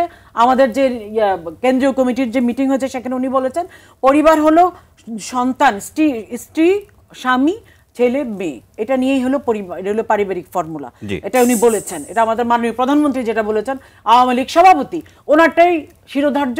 এখন আপনি বলতে পারেন যে কাউকে নির্বাচনে অংশগ্রহণ করা থেকে বিরত করা এটা সংবিধান পরিপন্থী। নাটোরে তো একজন প্রতিমন্ত্রী শালা নির্বাচন করতে গিয়েছিল, সেটা নিয়ে তো আমরা নানা ধরনের ঘটনা দেখলাম। অ্যাকশনটাও হয়েছে। জি, অ্যাকশনটা হয়েছে। এখন আমার কথা হলো যে দেখুন, এটা তো হলো গিয়া এই যে আমাদের নেত্রী যেটা বলেছেন যে নির্বাচনটা যাতে নিরপেক্ষ হয় এবং স্থানীয় সরকার নির্বাচন হয় কি এমন অনেক লোক অংশগ্রহণ করে যারা কিনা কোনো দল করে না, ভালো মানুষ। অসংখ্য ধন্যবাদ কুদ্দুস আফরাদ ভাই। কুদ্দুস আফরাদ ভাই, আমাদের এই উপজেলা নির্বাচনের সূত্র ধরে একটু লাস্ট একটা কথা বলি। আর আজকে যে নির্বাচনে বলে যে 30% 40% ভোটার আসছে, যদি বিএনপি ঘোষণা দিয়ে যদি আসতো তাহলে নিশ্চয়ই আরো ভোটার আসতো। তো সেই ক্ষেত্রে বিএনপিরও তো দায় আছে। বিএনপিরও দায় আছে। কুদ্দুস আফরাদ ভাই, উপজেলা নির্বাচনের এই পরিস্থিতি যতটুকু আমাদের আলোচনা হলো, যে পর্বে আমরা যতটুকু জানি যে ভারতের পররাষ্ট্র সচিব তিনি এখন ঢাকা আছেন, আবার লু কিন্তু 14 বা 15 তারিখে তিনি ঢাকা আসবেন। নতুন কোনো অফিশিয়ালি কে কি জন্য আসতেছেন সেটা আমরা জানি, এর বাইরে বক্তব্যগুলো কি? ধরেন কূটনৈতিক মহল যখন একটা দেশ আর একটা দেশে যায়, তারা তো কিছু ইন্টারনাল তাদের যার যার দেশের পলিসি, যার যার দেশের স্বার্থ নিয়ে কথা বলে, এটাই স্বাভাবিক। আমরাও শুনবো পরে যে দ্বিপাক্ষিক কিছু বিষয় নিয়ে আলোচনা হয়েছে, এখন বলছে না, কারণ এজেন্ডাবিহীন। ভারতের পররাষ্ট্র সচিব আসছে, উনি প্রধানমন্ত্রীকে ভারতে যাওয়ার নিমন্ত্রণ নিয়ে, এইটাও কিন্তু ফর্মালি বলা হয়নি। এটা হচ্ছে আমরা সংবাদ মাধ্যমে যেটা দেখছি, এটা হচ্ছে সূত্রের খবর। আর দ্বিতীয়ত লু আসারটা হচ্ছে এটা কোনো দ্বিপাক্ষিক সফর না বা আমন্ত্রিত সফর না, ওরা আসছেন। আপনি যেটা বললেন, আমি কি কোথাও একটা কম্পন শুরু হয় এরকম কোনো কিছু? কারণ ভোটের আগে ওনার যে অবস্থা, ওনার যে দক্ষিণ এশিয়াটা উনি তো দেখেন, মূলত মার্কিন পররাষ্ট্র বিভাগের পক্ষ হয়ে উনি দেখেন, এবং এইখানে পাকিস্তানে উনি বেশ পরিবর্তন আনছেন, শ্রীলঙ্কা উনি কিছু কাজ করছেন, এইখানে উনি পারছেন কি পারেন না এটা ওনার ব্যাপার। উনি যেই ডিজায়ারটা তার ছিল, যেরকমভাবে এখানে প্রেস মিট করেছে, সেই ডিজায়ার কার্যকর হয় নাই। যাই হোক, তারপরে উনি এখানে আসছেন ভোটের পরে। নিশ্চয়ই এখানে যেহেতু তিনি থাকবেন, তিনি রোহিঙ্গাদের বিষয়ে কথা বলতে আসছেন, তার পাশাপাশি নিশ্চয়ই বাংলাদেশের সরকারের সাথে, ইতিমধ্যে বাংলাদেশ সরকারকে মার্কিন প্রেসিডেন্ট অর্থাৎ বিশেষ করে প্রধানমন্ত্রীকে, নাগরিক সমাজের সাথেও কথা বলবেন। সেটা একটা চিঠি দিয়ে যখন বলছেন যে দুই সরকার অর্থাৎ দুই দেশ আরও একত্রিত হয়ে কাজ করতে চায়, তাদের কিছু ডিজাইন তো আছে দক্ষিণ এশিয়া নিয়ে, বা এখানে চীনের ভিতরে ঢুকে যাওয়া, আমাদের বাংলাদেশের নানান কাজে চীনের অংশগ্রহণ তাদেরকে কিছু আতঙ্কিত করে। কিন্তু বাংলাদেশ হিসেবে আমাদের যে ভারসাম্যটা রাখা দরকার, সেই ভারসাম্যটা অব্যাহত থাকুক, এটা ব্যক্তিগতভাবে আমি চাই। তার কারণ হচ্ছে না, মার্কিন যুক্তরাষ্ট্রকে যে প্রসঙ্গে আতঙ্কিত করে, সেই প্রসঙ্গে সরকারের মধ্যে কোনো ভয় সৃষ্টি হয় কিনা, এটাই হলো আমার প্রশ্ন। এইটা আমার কাছে, আমার বিবেচনা হয় না, হলে বহু আগেই হতো, এবং সেটা আরও সরকার খুব শক্তভাবে প্রতিবাদ করে। বিশেষ করে গাজা, এই যে ইসরায়েল ফিলিস্তিনি ইস্যুতে, এই খোদ সেদিন গত 2-3 দিন আগে পার্লামেন্টে স্পষ্টভাবে বলছেন যে তাদের মানবাধিকার ইস্যু নিয়ে কথা বলছেন, তাদের যুদ্ধবাজি হামলা নিয়েছে। আমি অন্য একটা জায়গায় একটা লাইনে কথা বলতে চাই। আমরা ভোট নিয়ে কথা বললাম, তো আসলে ভোটগুলোকে একটু আগে যেইভাবে এখানে বিবেচনা করা হচ্ছে, আমাদের দেশে কালচারটা হয়ে গেছে অনেকটা, কেউ দলের গণ্ডির বাইরে, উনি দলের চিফ, আমি জুনায়েদ ভাইয়ের দিকে ওইদিকে যাচ্ছি না, আর এদিকে যাচ্ছি, এদিকে আমরা যখন দুই দলের দিকে যাচ্ছেন, তাই তো? না, এইটা তো কোনো বিধান নাই যে নিজের দলের সমালোচনা করা যাবে না। সমালোচনা কতটুকু করা যাবে এটা নিজের বিবেকই কাজ করে। কিন্তু আমাদের দলের মনে হয় যে পার্লামেন্টের 70 অনুচ্ছেদ নষ্ট হয়ে যাবে আর কি, বাইরে সমালোচনা করলো। এই জায়গার থেকে যদি ঊর্ধ্বে না যেতে পারি, এক চোখে যদি দেখি, আমরা যদি 2 চোখে দেখি তাহলে ভালো, আর যদি এক চোখে দেখি, ভোটকে বলেন রাজনীতিকে বলেন, তাহলে কিন্তু আমরা কখনোই আমরা রাজনৈতিক কালচারালি আমরা উন্নত হতে পারবো না। আমাদের ভবিষ্যৎ প্রজন্ম আমাদেরকে ধিক্কার দিবে, এবং ভবিষ্যৎ প্রজন্ম রাজনীতি থেকে দূরে সরে যাবে। সেই বাস্তবতা কোনো কোনো ক্ষেত্রে আমরা এখনও দেখছি। কুদ্দুস আফরাদ, অসংখ্য ধন্যবাদ। জোনাস সাকিব, আসতে চাই যে আপনার প্রথম দিকের আলোচনা, আমার একটি প্রশ্ন ছিল যে নির্বাচন রাজনীতি নিয়ে যে বাস্তবতা বা যে পরিস্থিতি চলছে, এখানে জনগণের দায় দায়িত্বের প্রসঙ্গ নিয়ে একটু প্রশ্ন ছিল, এই আলোচনায় কি বলবেন? ধন্যবাদ। সে জায়গায় আমি আসছি, আপনি আলোচনা একটু অন্যদিকে চলে গিয়েছিল, আবার আমরা একটু নির্বাচনী আলোচনায় ফিরি, তারপরে হয়তো আমরা আন্তর্জাতিক বিষয় নিয়ে একটু কথা বলবো, এটা সম্পর্কিত। প্রথম বিষয় হচ্ছে, আমি একটা দিকে আবার গুরুত্বের সাথে আনি যে কথাটা আপনি বলেছেন যে বিতর্কিত এবং করার একটা চেষ্টা বিরোধী দল করে, তার কারসাজি, ষড়যন্ত্র ইত্যাদি বিষয়ে সরকারি দলের যে অভিযোগ। আসলে নির্বাচন মানে বিরোধী দলের প্রধান দাবিটা কি? বিরোধী দলের প্রধান দাবি হচ্ছে একটা নির্বাচন, কিন্তু এই নির্বাচনটা সুষ্ঠু নির্বাচন। এইটাই জায়গায় পার্থক্যটা। আওয়ামী লীগ চাচ্ছে তাদের একটা নিয়ন্ত্রিত নির্বাচন, যেখানে তাদের ক্ষমতা নিশ্চিত করে বাকিরা যদি কিছু, আমাদের বাগানে আরও কিছু ফুল আছে, এইরকম একটা অবস্থা তৈরি করতে পারে। আর আমরা চাচ্ছি না একটা সুষ্ঠু নির্বাচন, যেখানে জনগণ ভোট দিয়ে ঠিক করবে কে ক্ষমতায় যাবে। এই জায়গাটাতে মূল প্রশ্নটা, এবং এই প্রশ্নটায় আপনি খেয়াল করে দেখেন, এই যে বিএনপি ও সমমনা যে কথাটা আপনিও একটু উল্লেখ করলেন, এটা কিছুটা এসছে, এটা আওয়ামী লীগের খুব পছন্দের জায়গা। মানে ব্যাপারটাকে আওয়ামী লীগের বিএনপির কেবল ধাক্কাধাক্কি হিসেবে দেখানো। আপনি খেয়াল করে দেখেন 63টি দল এই নির্বাচন বর্জন করেছে এবং তারা এখন পর্যন্ত বর্জনের লাইনেই আছে। এখন খেয়াল, বিএনপি সহ 39টি দল কিন্তু যুগপথের আন্দোলনে ঘোষণা আছে, যেখানে গণতন্ত্র মঞ্চ আছে, আমরা আছি, এবং সেখানেও কিন্তু সমমনা পুরো ব্যাপার নেই। ওখানে একটা নির্দিষ্ট লক্ষ্য কিংবা একটা মানে 31 দফা রাষ্ট্র ব্যবস্থা সংস্কারের প্রশ্ন এসছে। কিন্তু এর ডানে মানে অনেক দল আছে, জামাত ইসলামী ছিল, ইসলামী আন্দোলন, আরও বেশ কয়েকটি ইসলামী দল, বাঁদিকে বাম গণতান্ত্রিক জোট, ফ্যাসিবাদ বিরোধী বাম মোর্চা ইত্যাদি অর্গানাইজেশনগুলো আছে। তারা কিন্তু সবাই আবার এই যুগপথ আন্দোলনে এমনকি নেই। ফলে প্রত্যেকের নিজ নিজ রাজনৈতিক অবস্থান, আদর্শিক অবস্থান থেকেও তারা একটা সুষ্ঠু নির্বাচনের দাবিতে কিন্তু একই মুখী কথা বলছে। ফলে বাংলাদেশে যারা অ্যাক্রস দি অপোজিশন, এই যে সকল আদর্শের বিভিন্ন বিরোধী রাজনৈতিক দল, তারা একটা সুষ্ঠু নির্বাচন দাবি করছে সবাই, কিন্তু সেইটাকে আপনার নিশ্চিত না করে নিয়ন্ত্রিত নির্বাচনে আওয়ামী লীগের অবস্থান। আমরা বলছি বাংলাদেশের রাষ্ট্র ক্ষমতাটাই এমন একটা কাঠামোতে দাঁড়িয়েছে, তাতে এইটা আর কোনো সুষ্ঠু নির্বাচন দিতে পারে না। এইখানে নির্বাচন কমিশন স্বাধীনভাবে কথা বলতে পারবে না। এটা তো বলা হচ্ছে যে আইন করে নির্বাচন কমিশনের 40% ভোট হয়েছে। এই যে মাঠ খাকা করলে ওনার কাছে যে সিট ধরিয়ে দেওয়া হবে, সেই সিটটাই উনি পড়ে যাবেন, এইরকমই নির্বাচন কমিশনটা হবে। ফলে এই যে বন্দোবস্ত, এইটা এরকম নির্বাচনে দিবে। আমরা বলছি যে আমাদের 31 দফা কর্মসূচিটা হচ্ছে নতুন একটা গণতান্ত্রিক বন্দোবস্ত লাগবে, যেখানে আমরা আওয়ামী লীগকেও চাই। আওয়ামী লীগ বড় স্টেক হোল্ডার। তার মানে বাংলাদেশে যদি রাজনৈতিক দলগুলোর মধ্যে একটা গণতান্ত্রিক উত্তরণের বিষয়, আওয়ামী লীগকে কিভাবে চান? একটা সুষ্ঠু নির্বাচনের পথ কি, অন্তর্বর্তীকালীন সরকার কিভাবে নির্বাচন হবে, কয়টি নির্বাচন হবে, এবং সংবিধানের কি কি পরিবর্তন আনলে ক্ষমতার ভারসাম্য, এই প্রশ্নটা যদি ফয়সালা না হয়, তাহলে এটা চলতে থাকবে, অনাদিকাল চলতে বলছেন না, অনাদিকাল চলতে পারবে। কারণ জনগণ কিন্তু ডিসাইড করে ফেলেছে ওনারা ভোট কেন্দ্রে যাবেন। আপনার কাছে একটা প্রশ্ন রাখতে চাই, প্রশ্নের আগে আমি শেষ করে দিই। জনগণের সিদ্ধান্তটা আপনি খেয়াল করে দেখেন, জনগণ ভোট কেন্দ্রে যাচ্ছেন না। এখন আপনি এটা 40% বলতে পারেন, মানে এইরকম একটা মেশিনে এই ধরনের মানে কি বলে কনস্ট্রাক্টেড যাকে বলে, অর্থাৎ নির্মিত তৈরি করা একটা সত্য আপনি হাজির করতে পারেন, এগুলো মানুষ বিশ্বাস করে না। এখন না একটু শেষ করে আমি, জনগণ ডিসাইড করেছেন তারা ভোট কেন্দ্রে যাবেন না। এখন এই শক্তিটাকে কিভাবে একটা আন্দোলনে রূপান্তরিত করে আমাদের এই লক্ষ্যে অর্জন করতে আমরা পারবো, সরকারকে বাধ্য করতে পারবো সমঝোতায় আসতে, একটা গণতান্ত্রিক উত্তরণে যেতে, যেটা আওয়ামী লীগ দাবি করে 96-এ তারা পেরেছিল, সেই উত্তরণে যাওয়ার ব্যাপারটাই বাংলাদেশের মানুষের সামনে এখন করণীয়। এটা 2007 সালে 7 জানুয়ারি না পারার কারণে যে কোনোদিন পারা হবে। আমি বলতে চাচ্ছিলাম যে আপনি যখন প্যাকেজ আলোচনার কথা বলছেন, উনি বললেন যে আওয়ামী লীগকে কিভাবে অ্যাকোমোডেট। আওয়ামী লীগের গত 14 থেকে এই পর্যন্ত বিভিন্ন জিনিস ফর্মুলা কিন্তু থ্রো করছে। থ্রোতে তো আপনারা তো সাড়া দেন নাই। এই যে সাড়া না দেওয়া, বিকল্প বলেন নাই, বলছেন যে পদত্যাগ করে করতে হবে, তখন তো আর থাকে না।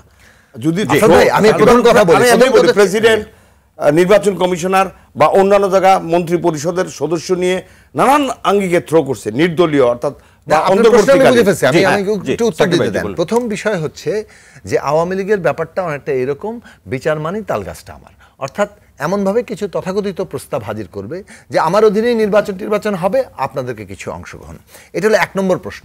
2 নম্বর প্রশ্ন হচ্ছে, তারা যখন বিরোধী দলে ছিল তখন কিন্তু এগুলো কোনো ফর্মুলাতে তারা রাইট নেই, তারা একটা তত্ত্বাবধায়ক সরকারের ফর্মুলা দিয়েছিল, এবং বিএনপি শেষ পর্যন্ত ওই ফর্মুলাটাই কাছাকাছি ফর্মে মেনে, যেটা আবার আওয়ামী লীগও অন্তরালে কনসেন্ট দিয়েছিল, যে কারণে ওই 96 ওটা পাস হয়েছে। আপনি এই জায়গাটাতে আসেন যে নষ্ট হয়ে গেছিল মধ্যে, দেখুন বাংলাদেশের অবস্থাটা এরকম জায়গায় যে এখন আপনি হয়তো নির্বাচন কমিশন আমাদের শিক্ষা মন্ত্রণালয়কে বলতে পারে যে আমাদের ক্লাস থেকে শেখানো হোক নির্বাচনে ভোট না দেওয়ার কি কি কারণ।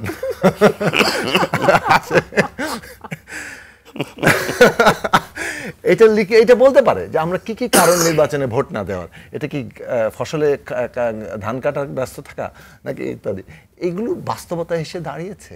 আপনি এই বাস্তবতার দিকেই যাবেন এবং কিংবা আমরা পাকিস্তানের প্রশংসাপত্র খুঁজবো, যে পাকিস্তানের নাম নিলে অজু করতে হয় সেই পাকিস্তানের প্রশংসাপত্রে আমরা এখন খুঁজবো যে আমাদের দেশে গণতন্ত্র আছে, 18 কোটি মানুষের আপনি কোনো সার্টিফিকেট আপনার দরকার নাই।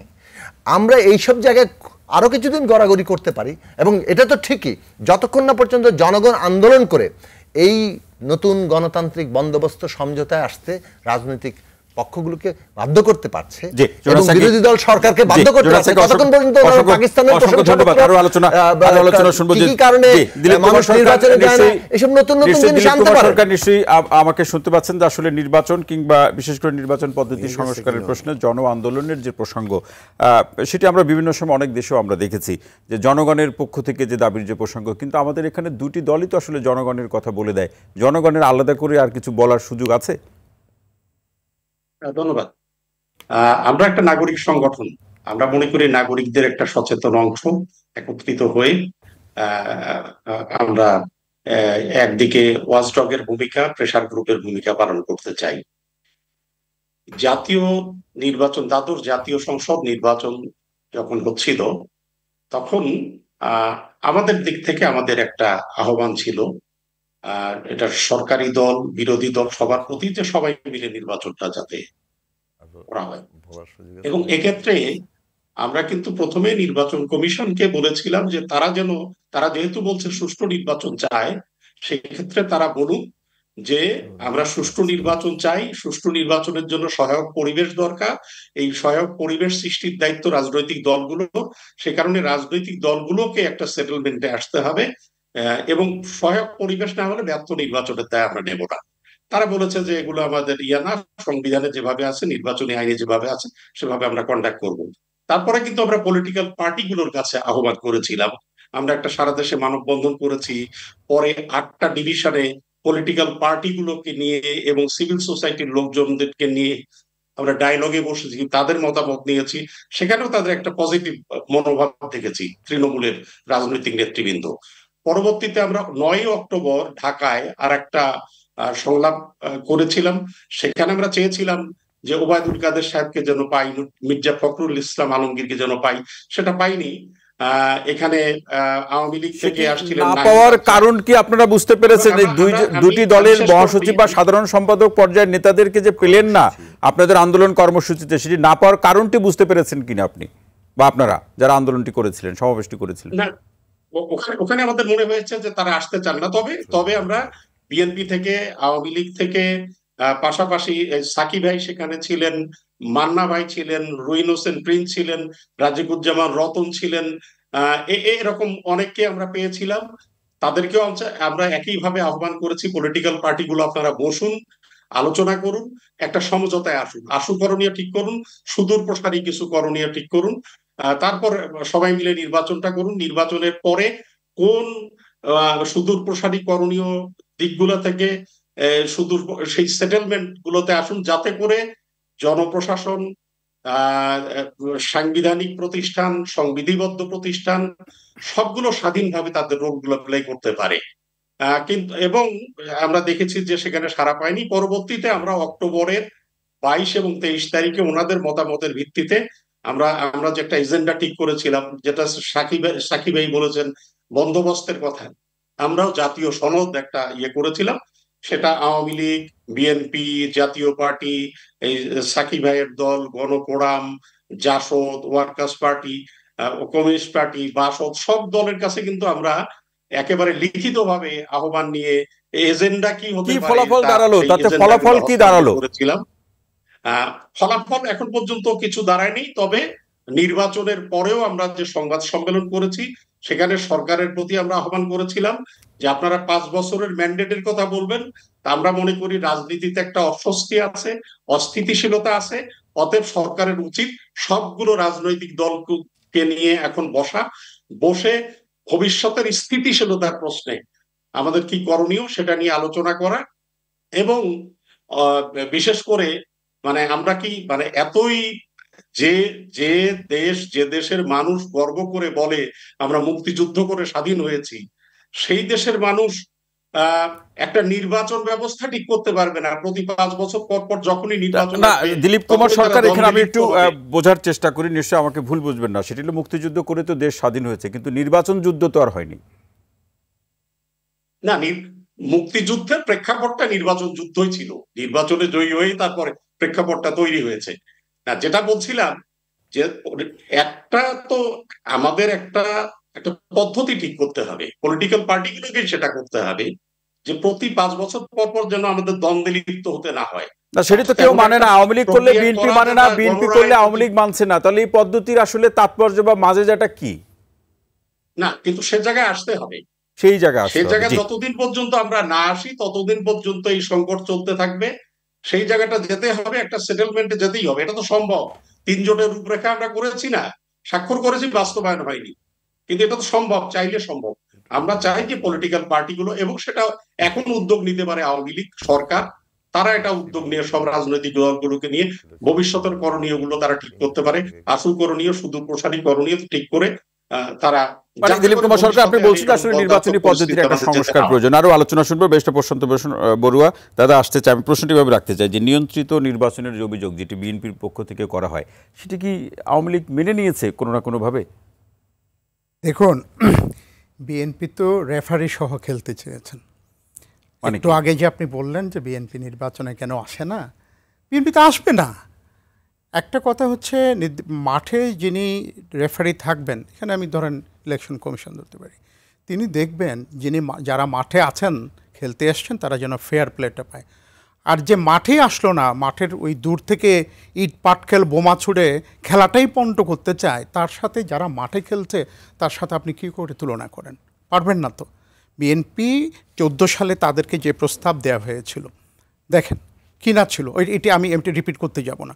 18তে কি হলো? ডামি প্রার্থী দিল 5 থেকে 7 জন করে করে।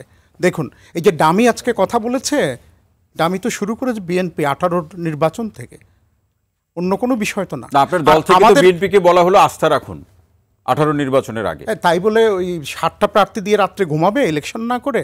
আমি তাকে কিছু সিট দিয়ে দিব? কি অদ্ভুত আবদার! এত তো কথা ছিল না, আরও কিছু সিট দেওয়ার কথা ছিল। আরে কে কাকে সিট দিতে পারে? আপনি যদি ইলেকশনটা কন্টেস্ট না করেন, একটা সিটে 5 থেকে 7 জন ক্যান্ডিডেট দেন, আপনাকে কে সিট দিয়ে দিবে? কোত্থেকে দিবে? তখন তো আবার বলবেন যে আওয়ামী লীগ যোগ সাজস করে বিএনপিকে। দেখুন, এই যে 6 জন, 6-এর পাশে একটা শূন্য লাগান। আমি কুদ্দুস আফরাদ ভাই যথার্থই বলেছেন, রুমিনরা যেভাবে পার্লামেন্টে লেজিসলেটিভ পারফরমেন্সটা করেছেন, আই ডু স্যালিউট হার, আমি তাকে সামনেই বলি। কিন্তু তার পাশে একটা শূন্য যদি থাকতো, বুঝতেন সংসদটা আরও কত প্রাণবন্ত হতো, চ্যালেঞ্জিং হতো। সব বিরোধী দল তো সবসময় চ্যালেঞ্জ করবে। সেই শূন্যটা কি আওয়ামী লীগের ঘরে আটকা পড়েছে? এই যে এই শূন্যটা ওনারা ঘুমিয়ে শেষ করে দিয়েছে। আপনি একটা জিনিস বলেন, বিএনপি নির্বাচনে এসছেন বা অন্য দল আসবেন, আওয়ামী লীগের কাছে কি করে প্রত্যাশা থাকে যে আমরা এত সিট কম পেলাম কেন? আপনি যদি ইলেকশনটা না করেন, ওই যে খেলাটা না খেলেন, দাঁড়িয়ে থাকেন, তো অপরপক্ষ তো আপনাকে জালে গোল দিবেই। 300 হতে পারে 90 মিনিটে যদি আপনি চুপ করে থাকেন। কিন্তু এখানে ফান্ডামেন্টাল মিস্টেকটা দেখেন, আপনি রেফারির কাছ থেকে আশা করছেন যে মাঠের বাইরে থেকে খেলাটাকে পণ্ড করছে তার নির্বাচন অধিকার নিয়ে, সে তো মাঠেই নাই রে ভাই। আরেকটা জিনিস দেখুন, খুবই ওনারা বিশেষ করে সাকি যেটা বলেছেন, বিএনপির জন্য একটা গাইডিং টর্চ দিয়েছেন, টর্চ বিয়ারার, সেটি হলো এত কিছুর পরও ওনাদের ভাষায় মানুষ ওনাদের পেছনে আসে না কেন? আসে না কারণ হলো বাংলাদেশ আওয়ামী লীগের বিকল্প মানুষ এখনো পায়নি, বিশেষ করে মাননীয় প্রধানমন্ত্রীর। এটা বললে অবশ্য একটা সমস্যা আছে, ওনারা তখন প্রধানমন্ত্রীকে ফিজিক্যালি এলিমিনেট করার জন্য টার্গেট করে 21শে আগস্টের মতো। আমি এটা বলে আবার ভাবছি যে আমি কি করছি এটি, কারণ ওনার বিকল্প এখনো পর্যন্ত পায় না। ওনার স্টেটসম্যানশিপ, ওনার ম্যানেজারিয়াল সুপেরিয়রিটি সব কিছু বিএনপি যে নো ম্যাচ হতেই পারে না। তো মানুষ কেন তাকে বিশ্বাস করবে? আর অতীতে যখন মানুষ বিশ্বাস করেছে, 2001-এ আমি ধরে নিলাম যে বিশ্বাস করেছেন, তারপরে ডিভিডেন্ডটা কি? What electoral dividend BNP goat for the people? একেবারে শেষ লাইনটি শুনবো, পরে আমরা ফেরার মতো সময় জি শেষ মন্তব্য শুনবো। কি ডিভিডেন্ডটা শেষ লাইনটা শুনুন নাই যে বিএনপিকে কেন বিশ্বাস করবে? শেষ লাইনটি কি থাকবে? শেষ লাইন কি বলবে? শেষ লাইনটা আমরা এটা হতে পারে যে একটু আগে কুদ্দুস আফরাদ ভাই বলেছেন, সাকিও কিছুটা ইন্ডিকেট করেছেন, there should be an exit. সাইকেলের দুটো চাকা, বিএনপি একটি, ধরে নিচ্ছি বিএনপি সহ সবাই মিলে একটি, এই দুটো চাকাকে ফাংশন করতে হবে। না হলে আওয়ামী লীগ একা একটা সাইকেল এক চাকা নিয়ে ঠেলবে, আবার উল্টা আওয়ামী লীগকে আপনি অভিশাপ দিবেন, এটি হবে না। আওয়ামী লীগকে বরং ধন্যবাদ দেওয়া উচিত এই শোনেন, বিকল্প দেখেন তো, নির্বাচন না হলে কি হতো, 14 না হলে কি, 18 না হলে 24 কি হতো বলেন তো? নির্বাচন না হলে একটা সাংবিধানিক সংকট তৈরি হতো। বিএনপি সেটাই চেয়েছে। বেশা রুমিন ফারহানা, আমি কোনো প্রশ্ন রাখছি না। হ্যাঁ, আমি প্রশান্ত দাকে একটু ধন্যবাদ দিতে চাই। উনি বলেছেন রাত্রে ঘুমাবে ইলেকশন না করে। সত্যই তো, 18 সালে আমরা ভেবেছিলাম সকালে ভোট হবে, এই জন্য আমরা রাত্রে ঘুমাইতে গেছিলাম। এরা যে রাত্রে ঘুরে ফেলবে ভোটটা, এটা আমরা বুঝি নাই তো। উনি খুব সত্য কথা বলছে, রাতে যদি আমি ঘুমাই 300 আসনই তো নিয়ে নিতাম, 7টা তোমাদের তো দয়া করে দিছি। ভেরি ট্রু, 6টা দিছে। উড়ি বাপরে বাপ, ভাবা যায়? 300টা নিয়ে নিলাম, কি করতাম? রাতে তো আমরা ঘুমাইছিলাম। শেষ করতে দেন। ফোরন কাটে একদম দুর্বলরা, যাদের বলার কিছু নাই। আমরা তো দুর্বল আপনাদের এখন দৃষ্টিতে। রাতে ঘুমানোর কারণে ইলেকশন, এইটাই আমরা বলে আসছি, 18 সালে এইটাই ঘটছে। আচ্ছা, 5 থেকে 7 জন একটা সিটে, আমরা একটা সিটে 20 জন দিব, আমাদের খুশি। তারপরে যখন নির্বাচন কমিশন যাকে ফাইনাল হবে সেই ফাইনালি মাঠে ছিল, একটা আসন থেকে আমাদের যেই ক্যান্ডিডেটরা ছিলেন, এক একটা আসন থেকে 300 আসনে 300 জন, কিভাবে প্রায় 70 থেকে 80 জন ক্যান্ডিডেটকে ফিজিক্যালি অ্যাসল্ট করা হয়েছে? 50 জন রক্তাক্ত করা হয়েছে। কেন? এটা কি চর দখল? আমি ঘুমাইলে 300টা দখল হয়ে যাবে, আমি ক্যান্ডিডেট বেশি দিলে সবগুলা তারা নিয়ে নিবে। আরে ভাই, তাহলে এই যে এতক্ষণ ধরে নির্বাচন কমিশন সম্পর্কে এত চমৎকার চমৎকার কথা বলছিলেন, তার কাজটা কি? রেফারির কাজটা কি? নির্বাচনের মাঠে যদি রাত জেগে আমার ভোট কেন্দ্র পাহারা দিতে হয়, না হলে ভোটে বাক্স সকালের মধ্যে পূর্ণ হয়ে যায়, তাহলে জেলেনস্কির কায়দায় মাঠে থেকে যুদ্ধের প্রস্তুতি নিতে হয়। এই যে এই সিইসি বলছে শপথ নেওয়ার পরে বিরোধী দলকে জেলেনস্কির মতো মাঠে থাকতে হবে। তো এই জাতের সিইসি লইয়া এই জাতি কি করিবে আপনি আমাকে বলেন? যে ঘুমাবে এবং ঘুমাইলে, বিরোধী দল ঘুমাইলে সময় মতো ভোট কেন্দ্রে গেলে দেখবে সর্বনাশ। একটু প্রশ্ন ছোট্ট করে শুনতে চাইবো যে আমরা যতটুকু গণমাধ্যমের সূত্র ধরে জেনেছি যে বিএনপি আবার এক দফা আন্দোলনে যাচ্ছে। বিএনপি না, বাংলাদেশের মানুষেরই দফা একটা, বাংলাদেশের মানুষকে তার ভোট দিতে দেওয়া। এই যে একটু আগে উনি বললেন না প্রধানমন্ত্রীর নো ম্যাচ বাংলাদেশে, এই নো ম্যাচ প্রধানমন্ত্রীর একটা সাধারণ নির্দেশ তাদের দল মানে না কেন? বারবার বারবার বারবার সাধারণ সম্পাদক বললেন যে কোনো স্বজন দাঁড়াতে পারবে না। আচ্ছা, এই নির্দেশনাটা আসলো কখন? যখন পলকের শ্যালক আওয়ামী লীগের আরেক প্রার্থীকে তুলে নিয়ে বেদম মারধর করলেন। তার মানে নিজের দলের কর্মীদের সুযোগ দেওয়া, এগুলো কোনো কারণ ছিল না। পলকের শ্যালক যখন উদ্বোধন করলেন তখন ওনারা বুঝতে পারলেন কি হতে যাচ্ছে, সেই কারণে বারবার বললেন। শেষমেশ কি দেখা গেল? কেউ শুনল না। শেষমেশ স্বজনের সংখ্যা সংকুচিত করতে করতে শুধু স্ত্রী এবং কন্যা সন্তান, পুত্র সন্তানদের মধ্যে আনা হলো। এই প্রশ্নটি আমার ছিল, মুক্তাপা বললেন স্বজন বলতে প্রথমে তার এটাকেই বোঝাতে চেয়েছে। আচ্ছা, তাই ধরে না, তারপরে তো 10 জন গেছে, একজন স্ত্রী 9টা সন্তান, তাদের বিরুদ্ধে ব্যবস্থা নেওয়া হবে। 10 জন গেছে, ব্যবস্থা নেওয়া হবে। কিন্তু প্রধানমন্ত্রীর মতন একজন মানে সর্বময় ক্ষমতার অধিকারী ব্যক্তি, তার মুখের কথা তার দলের লোক শোনেন, এটা কেমন কথা ভাই? আর একটা প্রশ্ন, এই উপজেলা নির্বাচন হওয়ার জন্য হেভিওয়েট মন্ত্রীদের সন্তানদের এত ছুটাছুটি কেন? সম্ভবত উত্তরটা আপনি শুরুতেই দিয়েছেন, 18,000 গুণ পর্যন্ত সম্পদ বাড়ানো। এটাই কি আপনার শেষ লাইন? এই দেশটাকে, এই মানচিত্রটাকে না মোটামুটি খুবলে খাওয়ার একটা মানে শেষ লাইন হিসেবে কিছু যোগ করবেন কিনা? বন্দোবস্ত তারা এই শেষ লাইন হিসেবে কিছু যোগ করবেন কিনা? শেষ লাইন হিসেবে একটা কথা বলবো, আমাদের যে যুদ্ধটা, এই যুদ্ধটা আসলে দেশের মানুষের, 17 কোটি মানুষের, এবং মানুষ বুঝতে পারছে যে এটা আসলে এইভাবে যদি চলতে থাকে কারোর কোনো অধিকার, কারোর কোনো নিরাপত্তার ব্যাপার থাকবে না। নূরজাহান বেগম মুক্তা। জি, দেখুন একটা কথা আছে, ভাত দেবার মুরুদ নেই, কিল মারার গোসাই। এখন বিএনপির অবস্থা হয়েছে সেরকম।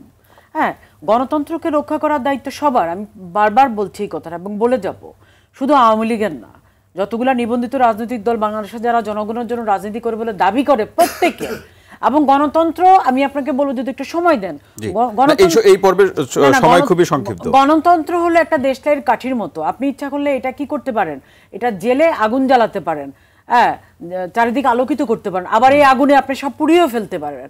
অতএব দেশলাইয়ের কাঠি কার হাতে, সেটা হলো সবচেয়ে বড় কথা। না, সেই গণতন্ত্র রক্ষার দায়িত্বে বিএনপি এগিয়ে আসলে তো তাদেরকে জেলে যেতে হবে। শুনেন, আমি একটা কথা বলি আপনাকে। এই যে বিএনপি যে জাতীয় সংসদ নির্বাচনে গেল না 2014-তে, 2018-তে গেল, গিয়ে মনোনয়ন বাণিজ্য করলো, তারপর আবার 2024-এ গেল না, মানে তত্ত্বাবধায়কের জন্য একবার যায় একবার যায় না। হ্যাঁ, আচ্ছা, এখন যে উপজেলা নির্বাচনটা হলো সেটা তো কোনো, তাহলে কি উপজেলা নির্বাচনের আগে আবার একটা তত্ত্বাবধায়ক লাগবে নাকি? এটাতে গেল না কেন? জাতীয় নির্বাচনে গেল না, মানলাম যে ঠিক আছে, তাদের কথা তো খুব পরিষ্কার যে এই আওয়ামী লীগ সরকারের অধীনে কোনো ধরনের নির্বাচনে বিএনপি যাবে না। যারা যারা জেগে জেগে ঘুমায় তাদের কি কখনো জাগানো যায়? আমি আপনাকে লাস্টে একটা কথা বলে আমি এই পর্যায়ে শেষ করবো, সেটা হলো এক বনে ঘোড়া আর গাধা তর্ক লেগেছে। ঘোড়া বলছে যে ঘাসের রং সবুজ, গাধা বলছে না ঘাসের রং হলুদ। এখন এই দুইটা নিয়ে দুজনের মধ্যে মারামারি, দুজনে গেল সিংহের কাছে বিচারের জন্য, সিংহ রায় দিবে যে কোনটা সঠিক। তখন সিংহ বলল যে হ্যাঁ ঘাসের রং হলুদ, গাধা ঠিকই বলেছে। তখন ঘোড়া বলল কি বলেন মহারাজ, ঘাসের রং সবুজ সবাই জানে। হ্যাঁ, তোকে আমি শাস্তি দিব, কারণ তুই কেন গাধার সাথে তর্ক করতে গেলি, হ্যাঁ এজন্য শাস্তিটা তোকেই দিব। অতএব বিএনপি হলো সেই একই অবস্থা, তাদেরকে বোঝানো যাবে না। যারা জেগে জেগে ঘুমায় তাদেরকে কখনো জাগানো যায় না। তা আমি আরেকটা কথা, গণতন্ত্রে তো আলোচনা পর্যালোচনা সেই ব্যাপারগুলো থাকবেই, কিন্তু গণতন্ত্র তো নিশ্চয়ই কারো ঘরবন্দি থাকবে না। না, আমরা তো সেটাকে ছড়িয়ে দিতে চাই, আপনি কি জানেন? এবং আমাদের এইবার যে দলে নির্দলীয় যে নৌকা প্রতীক দেওয়া হয়নি, সেটার আরেকটা কারণ ছিল যে বিএনপিও আসুক, আমরা চাই ভালো মানুষ আসুক, যে জনপ্রিয় হোক সে বিএনপির। হ্যাঁ, কেন বিএনপি না বলছে? নায়ের মধ্যে কি আপনারা আবার হ্যাঁ খুঁজে পাচ্ছেন কিনা? কি না বলছে? তারা তো বলছে নির্বাচনে যাবে না। তারা যদি আসতো তাহলে তো নিশ্চয়ই এটা আরো বেশি, জনগণ আরো বেশি ভোট দিতে আসতো, এটা তো অস্বীকার করার কোনো উপায় নাই। আমি বারবার এটা বলছি। আর আরেকটা কথা, লজ্জা বিষয়ক আইনের কথা, যেটা 79 লজ্জা বিষয়ক আইন ওনারা 80 সালে ক্রস করছে, এরপরে 78-77 করছে। লজ্জা বিষয়ক আইন ওনারা বানাইছে, ওনারাই এটা ক্রস করছে, রেকর্ড ব্রেক করেছে। জি, অসংখ্য ধন্যবাদ সাকিব ভাই। আওয়ামী লীগের নেতাদেরকে এখন মাঝে মাঝে মনে হয় যে বিএনপির বিষয়ক, মানে বিএনপি নিয়ে দুর্ভাবনা বিষয়ক সম্পাদক, মানে তারা বিএনপি নিয়ে বেশ দুর্ভাবনার মধ্যে ভালোই গবেষণা করছে এবং থ্যাংক ইউ। এইটাই পুরো বেশিরভাগ আলোচনার প্রধান বিষয়, বিএনপি নিয়ে তাদের যে পরিমাণ দুর্ভাবনা, এটা বিএনপি নেতাদের মধ্যে আসলে আমরা দেখলে হয়তো পরিবারের বকাটে ছেলেকে নিয়ে বেশি টেনশন করি আমরা, থাকলে খুশি হতাম। এইটার মানেই হচ্ছে যে আসলে কথাকে নানান ভাবে আসলেই তো বিএনপি নেতারা বিএনপিকে নিয়ে ভাবে না। যেমন একটু আগে ঢাকলেন রেফারির উদাহরণটা দিলেন, আমরা দেখলাম যে বিরোধী দলের নেতা কর্মীদেরকে হাত পা বেঁধে স্টেডিয়ামের বাইরে জেলখানায় ফেলে দেওয়া হয়েছে, আর ওনারা একতরফা মাঠে, রেফারিও ওনাদের, তারপরেও গোল দিতে পারছে না, গোল লাইনে বল, সেইখানে রেফারি এসে তাদেরকে ঠেলে হামাগুড়ি দিয়ে ভিতরে ঢোকাচ্ছেন। মানে এইভাবে গোল দিতে হয়েছে আওয়ামী লীগকে। বিশেষভাবে এইবার আমরা দেখলাম একতরফা মাঠ, সেইখানেও দেখলাম নিজেরাই ব্যালট মেরে মেরে ব্যালট বাক্সে ভর্তি করছেন, একটা পার্সেন্টেজ দেখাচ্ছেন। তো এইরকম ভোট আয়োজন বাংলাদেশের মানুষ, আমি আগেই বলেছি যে এইটা গ্রহণ করবে না। আরেকটা বড় কারণ হচ্ছে চেঞ্জেসের, যে কথাটা কিছুটা রুমিন উল্লেখ করেছেন। আপনি খেয়াল করে দেখুন যে রাষ্ট্র ক্ষমতায় থাকলে কিভাবে পুরো দখলটা সম্ভব হয়। এই ন্যাশনাল ব্যাংকের দিকে তাকিয়ে দেখুন, এইটা কিভাবে আস্তে আস্তে ঘুরে ঘুরে সে একই কোম্পানি এস আলম, যিনি ইতিমধ্যে 7টি ব্যাংকের কর্তৃত্ব যার কাছে আছে, তাদের উপরেই আবার চলে গেল। এই যে রাষ্ট্র ক্ষমতা ব্যবহার করে ধন সম্পদটা আহরণ করা যায়, এটা একটা সর্বনিম্ন স্তর পর্যন্ত, মানে ইউনিয়ন পরিষদ পর্যন্ত কেন করা যাবে না? ফলে উপজেলায় যদি এমপি দেখেন যে ইউনিয়ন পরিষদ, পৌরসভা, উপজেলা এত জায়গায় ভাগবাটরা হয়ে যাচ্ছে, এত ভাগবাটরা উনি করবেন না। উনি একটু চান পাওয়ার ব্যবহার করে টাকা কামাই করতে, ফলে ওখানে ওনার কন্ট্রোলে থাকা আত্মীয় স্বজনরাই আসবে।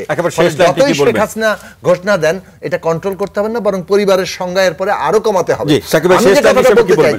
যে সিস্টেম্যাটিক্যালি আমরা ইলেকশন না থাকার ফলে যে পুরো রাষ্ট্র কাঠামোটাই উপর থেকে তলা পর্যন্ত কেবল স্বৈরাচারী হচ্ছে না, এটা ব্যবহার করে কেবল ধন সম্পদ আহরণ হয়ে যাচ্ছে, বিরাট ডিসপ্যারিটি তৈরি হচ্ছে।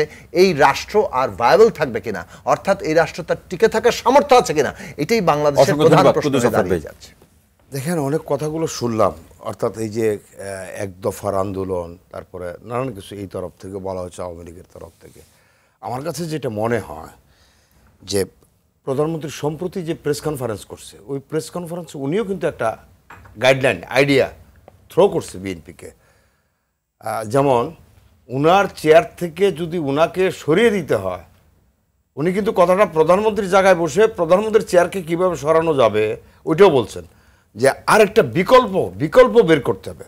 এটা সত্য, এখনকার রাজনীতিতে যে শূন্যতাটা অপোজিশনের দেখাচ্ছে, বিকল্প জায়গাটা কে যাবে সেই জায়গাটাও কিন্তু উনি, অর্থাৎ আমি সেদিন প্রধানমন্ত্রীর কথা শুনে আমার মনে হচ্ছিল উনি তো প্রধানমন্ত্রীর চেয়ারে না, উনি আসলে একটা উপরের চেয়ারের জায়গায় ওনার একটা অবস্থান নিচ্ছেন, অনেকটা রাষ্ট্রবিজ্ঞানীর চোখে। এটা কিন্তু সত্য, আমরা আলোচনা করতে পারি। বিকল্পটা যদি ওইভাবে হয়, এই যে বিএনপির এক দফার হোক বা বহু দফার হোক বা সংস্কার আন্দোলন হোক, অনেক জায়গাটা এটা করতে পারছে না, অর্থাৎ তেজোদীপ্ত করতে পারছে না। আন্তরিক লাইনটাই বলতেছি, এটাই আমার শেষ লাইন। সেই জায়গাটা হচ্ছে এই জায়গাটা তাদের গ্যাপটা আছে। এই যে 18 নির্বাচন বলেন, 14 বা অন্যান্য 14 নির্বাচনে কিন্তু একটা স্পিড ছিল, কিন্তু 18তে সেই স্পিড ছিল না, যে জন্য ডক্টর কামাল সাহেবকে সামনে আনতে হয়েছে। 24-এ কি হলো? 24-এ তো তারা ছেড়েই দিল। অসংখ্য ধন্যবাদ দিলীপ কুমার সরকার, আপনার শেষ বক্তব্য কি থাকবে? দিলীপ কুমার সরকার নিশ্চয়ই শুনতে পাচ্ছেন আমাকে। না, আমাদের একটু বলতে হবে, শেষ কথা যেটা যে না সময় পাবো। গণতন্ত্রের কাটনা না, তারা তো উপজেলা ইলেকশন করে না। আপনি জনগণের তৃণমূল, আপনি যদি ডেমোক্রেসির কথা বলেন, বিকল্প আপনি ঠিক করে দিবেন, বিকল্প আপনি ঠিক করে দিবেন, আপনি বলুন দিলীপ কুমার জনগণ ভোট দিয়ে ঠিক করবে, তার ইলেকশন করে না, করে তৃণমূল। আপনি তো রাষ্ট্রযন্ত্র কায়েম করেন নাই, রাষ্ট্রযন্ত্র কায়েম করেন নাই। বিচ্ছিন্ন হয়ে গেছে। দিলীপ কুমার সরকার, আপনি শুনতে পাচ্ছেন আমাকে? উনি বলছেন, উনি হ্যাঁ, কিন্তু শুনতে পাচ্ছি। যে আপনি বলুন, আমরা শুনছি আপনাকে, আপনি বলুন। হ্যাঁ, আমি শুধু বলবো যে আমরা সুশাসন চাই, আইনের শাসন চাই, এবং সুশাসন যদি প্রতিষ্ঠা করতে হয়, আইনের শাসন প্রতিষ্ঠা করতে হলে রাজনৈতিক প্রক্রিয়ার মধ্য দিয়ে করতে হবে। এজন্য রাজনীতিকে পরিশুদ্ধ করতে হবে, নির্বাচন ব্যবস্থাকে ঠিক করতে হবে, এবং আমরা মনে করছি যে সুস্থ ধারার রাজনীতির জন্য নির্বাচন ব্যবস্থা একটা ভূমিকা রাখতে পারে। এবং আমরা সেক্ষেত্রে বলছি যে আনুপাতিক প্রতিনিধিত্ব ভিত্তিক যে নির্বাচন পদ্ধতি, ওটা আনলে, যেহেতু ওখানে ব্যক্তি নির্বাচিত হওয়ার কোনো প্রশ্ন আসে না, দলকে ভোট দিতে হয়, তখন দলের নীতি, আদর্শ, ইস্তেহার এগুলো সামনে উঠে আসবে, তখন একটা গুণগত পরিবর্তন হবে, সেটি আপনি প্রত্যাশা করছেন। অসংখ্য ধন্যবাদ আপনাদের সবাইকে, অসংখ্য ধন্যবাদ আজকের আলোচনা আমাদের সময় দেওয়ার জন্য। দর্শক, আজ এ পর্যন্তই। সবাই ভালো থাকুন, সুস্থ থাকুন, নিরাপদে থাকুন। সঙ্গে থাকার জন্য অসংখ্য ধন্যবাদ।